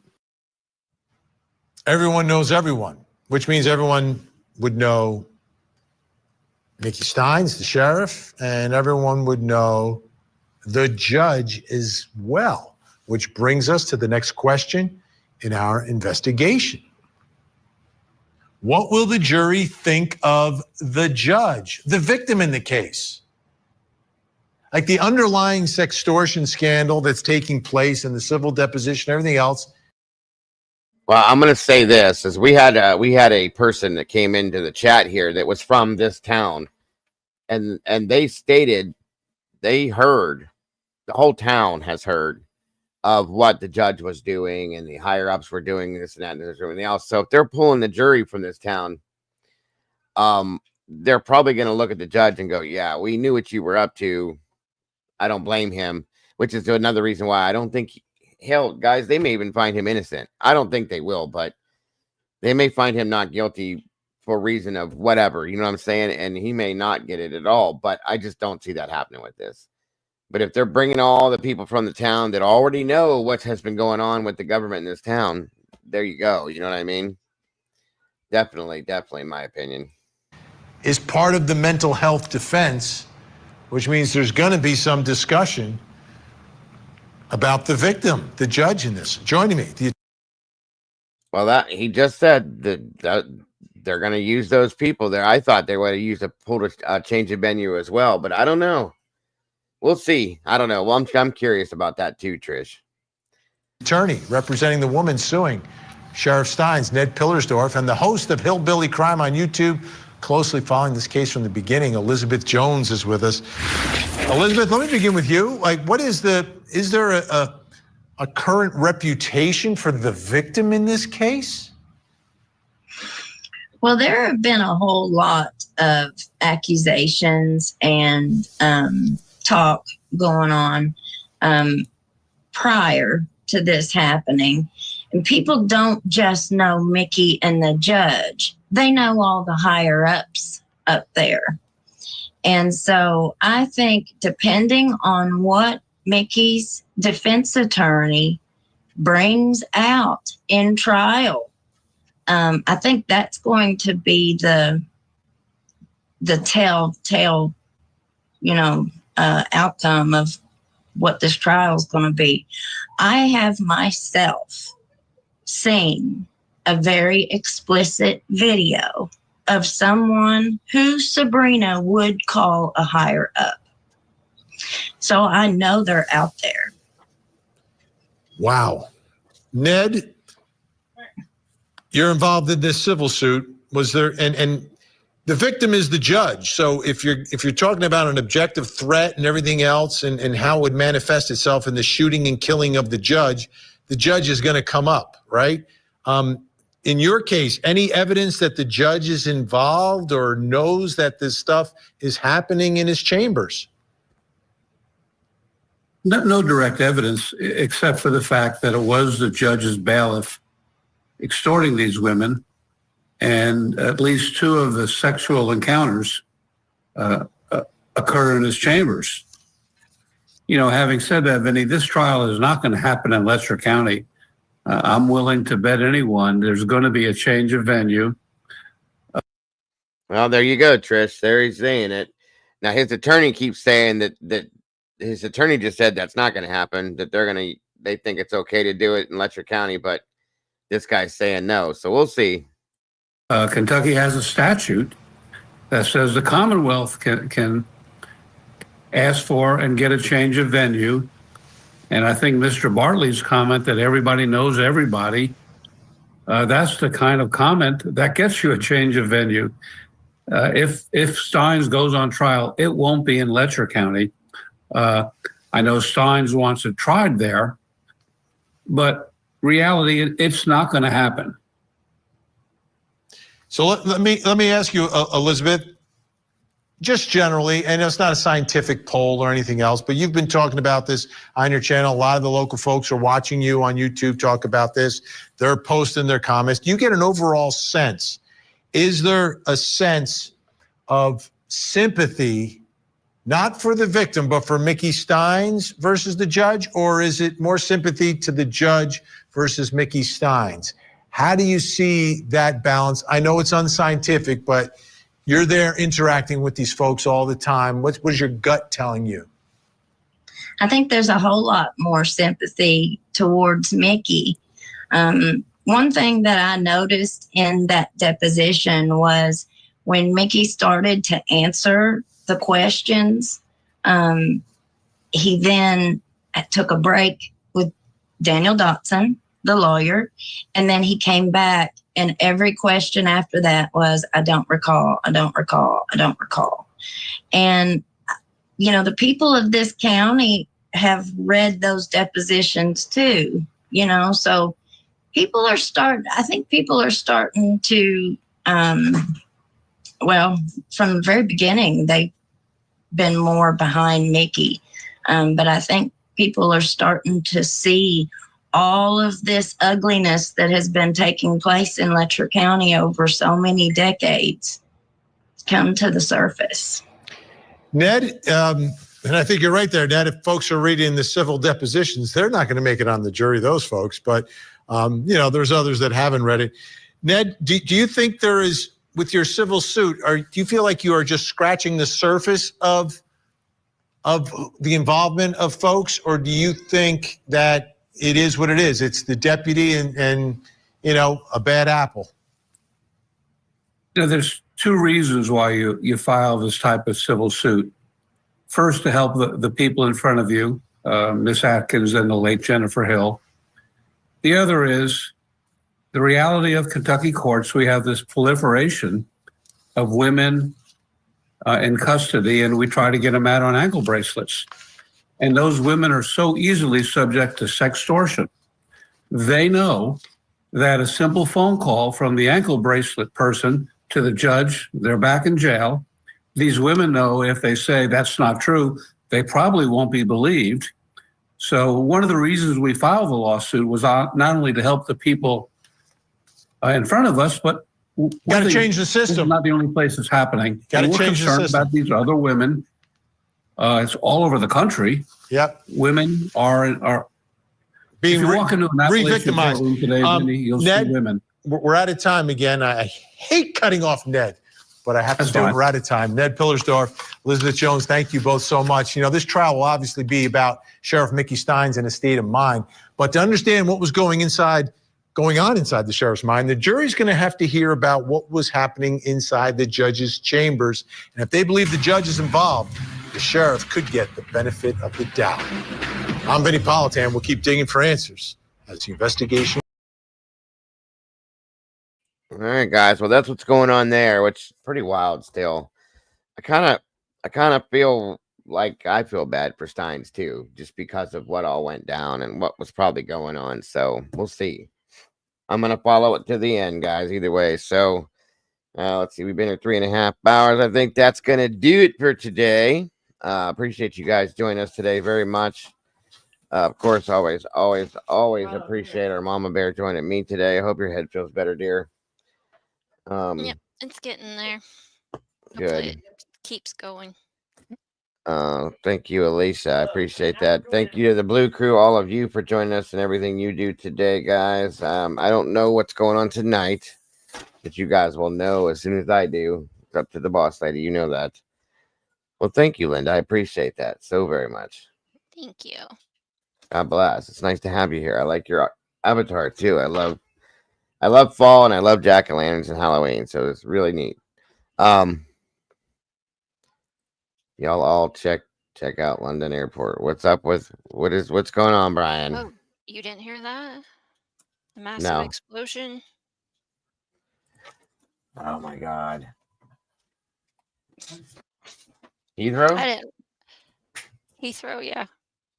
Hold on. That was, Holy shit. yeah, yesterday or day before. No, I don't. I don't see it unless I'm told to see it. Most of the time. I'm busy with what I'm doing. Like you said, surprise. Holy hell. Global travel chaos that could last days, even weeks. Airports around the world rolling out emergency measures, hundreds of thousands of travelers stranded, and potentially hundreds of millions of dollars in losses. All right, this is what happened. A fire at a power substation near Europe's busiest airport, that's London's Heathrow. It triggered a power outage. The fire is now under control, but the fallout just causing ramp chaos. CNN's Richard Quest was on a flight from Brazil to London as it all unfolded. We boarded the plane. Everybody was really calm about it. We learned very quickly about the fire and Oh, it haze. exploded, huh? Damn. And it soon became obvious we weren't going anywhere. All right, CNN's Nada Bashir is live 200,000 stranded inside travelers. Heathrow Airport, which is all but shut down. Absolutely. Heathrow is at a standstill, Wow. John, at least for the rest of the day, according to Heathrow officials. But it could take much, much longer to get the airport back up and running as a result of that power outage.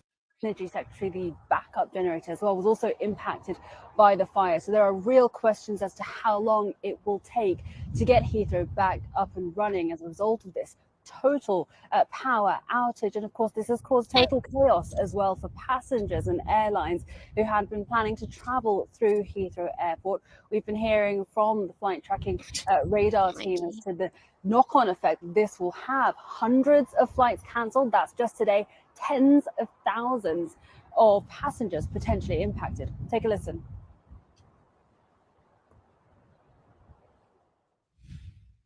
Anything that hasn't already crossed an ocean or multiple continents is heading back towards where it came from. The majority of those flights are wide-body aircraft with lots of people on board, and so you're going to need large parking spaces for those aircraft as well. And so that's going to be a logistical nightmare.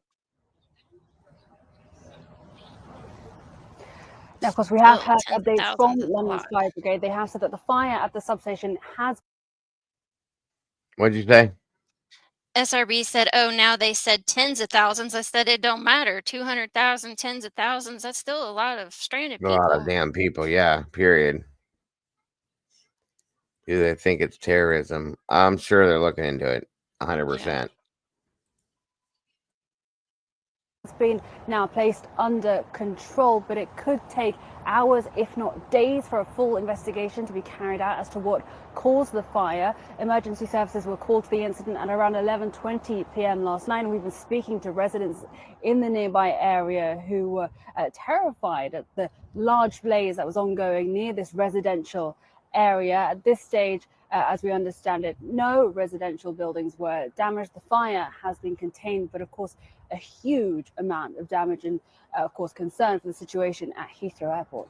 Yeah, I just simply can't imagine what the implications are with Heathrow closed and no word yet on when it might reopen. Nada Bashir, thank you very much. We know, I mean, Heathrow, one of the busiest airports in the world, some 250,000 passengers flying through there. Exactly how much chaos could this cause? Oh, look, this event is unheard of. It is an absolute logistical nightmare for not only the airport itself, but of course the many affected airlines. There will be some 1,300, 1,400 flights affected for weeks to come by this event.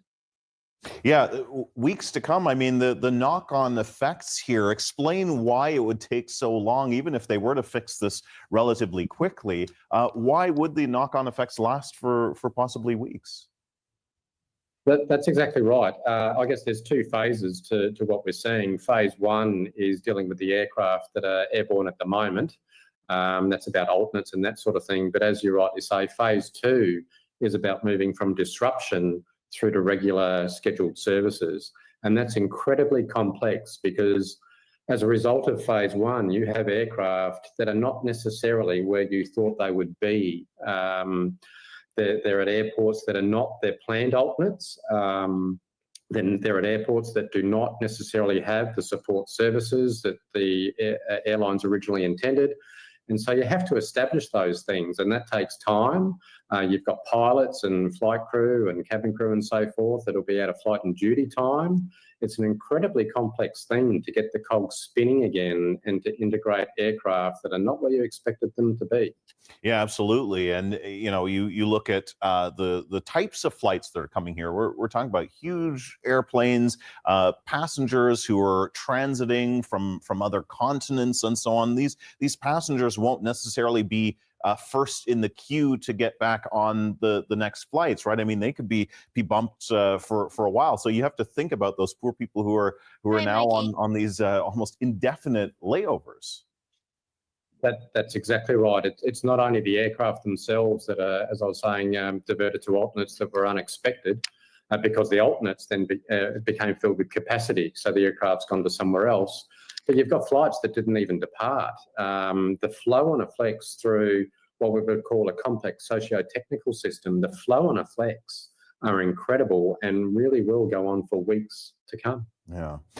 In terms of, you touched on this, I mean, alternatives, you know, like Gatwick, in terms of diverting to other airports and so on, I mean, how does that work? Do they have, how much capacity do they have? Yeah, so as I say, for me, that's what I call phase one in dealing with this event. It's dealing with the aircraft that are airborne, and that's about alternates. That's a routine thing that pilots and airlines do, is you would routinely plan for an alternate. Usually that's weather-based. You may not be able to land due to really poor weather conditions, for example. So as part of your routine planning, you would ordinarily plan for an alternate. The problem we have here is what happens when your alternate needs an alternate, and that alternate needs an alternate because those alternates have become filled to capacity because other aircraft are there. So the provision of an alternate is not just about, is the runway long enough and, you know, can we go and land there with instrument approaches and things like that. The hard part is you need all the support services to be there at that alternate. So ground crew, baggage handling crew, terminal staff, all those arrangements. So alternates are a routine thing, but the problem we have here is your alternate needs an alternate. Yeah, exactly right. And to talk about alternates, let's talk about the power itself. I mean, we'll follow up with that too probably tomorrow, but that's gonna do it, guys. Thank you guys again so much. Mama Bear's got to bounce out of here. I appreciate everybody joining us today. All of you guys, very much appreciated. I hope you enjoyed the cold case that we looked into. Well, not enjoyed it, but got something out of the cold case that we looked into. Hopefully maybe something will happen with that one for sure. I really, really appreciate you guys joining us today. If I don't see you guys later, I hope you have an amazing rest of your day and night, and I will see you tomorrow, but you never know. It's always a surprise. Don't forget to love yourselves and love each other, folks. Don't change nothing. You guys are the beautiful people, and I will see you all very soon. Bye-bye.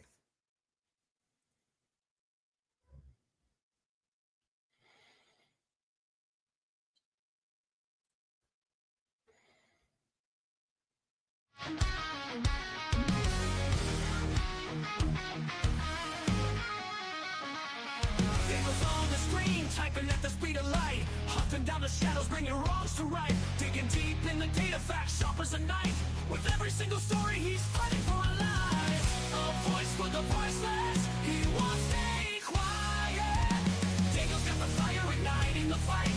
True crime revelations shining through the night. With every victim story, he pulls at the strings. A hero in the darkness, hear the truth he brings. Through the shadows he rides, the streaming loud and clear. Cracking cases, open hearts filled with fear. These channels are beacon in a world gone wrong. He guides us through the chaos, a soldier so strong. The clicks and the lights, they follow his lead. With every new case, he plants a new seed. Sharing their stories, giving hope where it fades. Daniel's a warrior through the trials he waits. In a world of silence, he shouts out their names. Daniel's got the fire igniting the fight. True crime revelation shining through the night. With every victim story, he pulls at the strings. I hear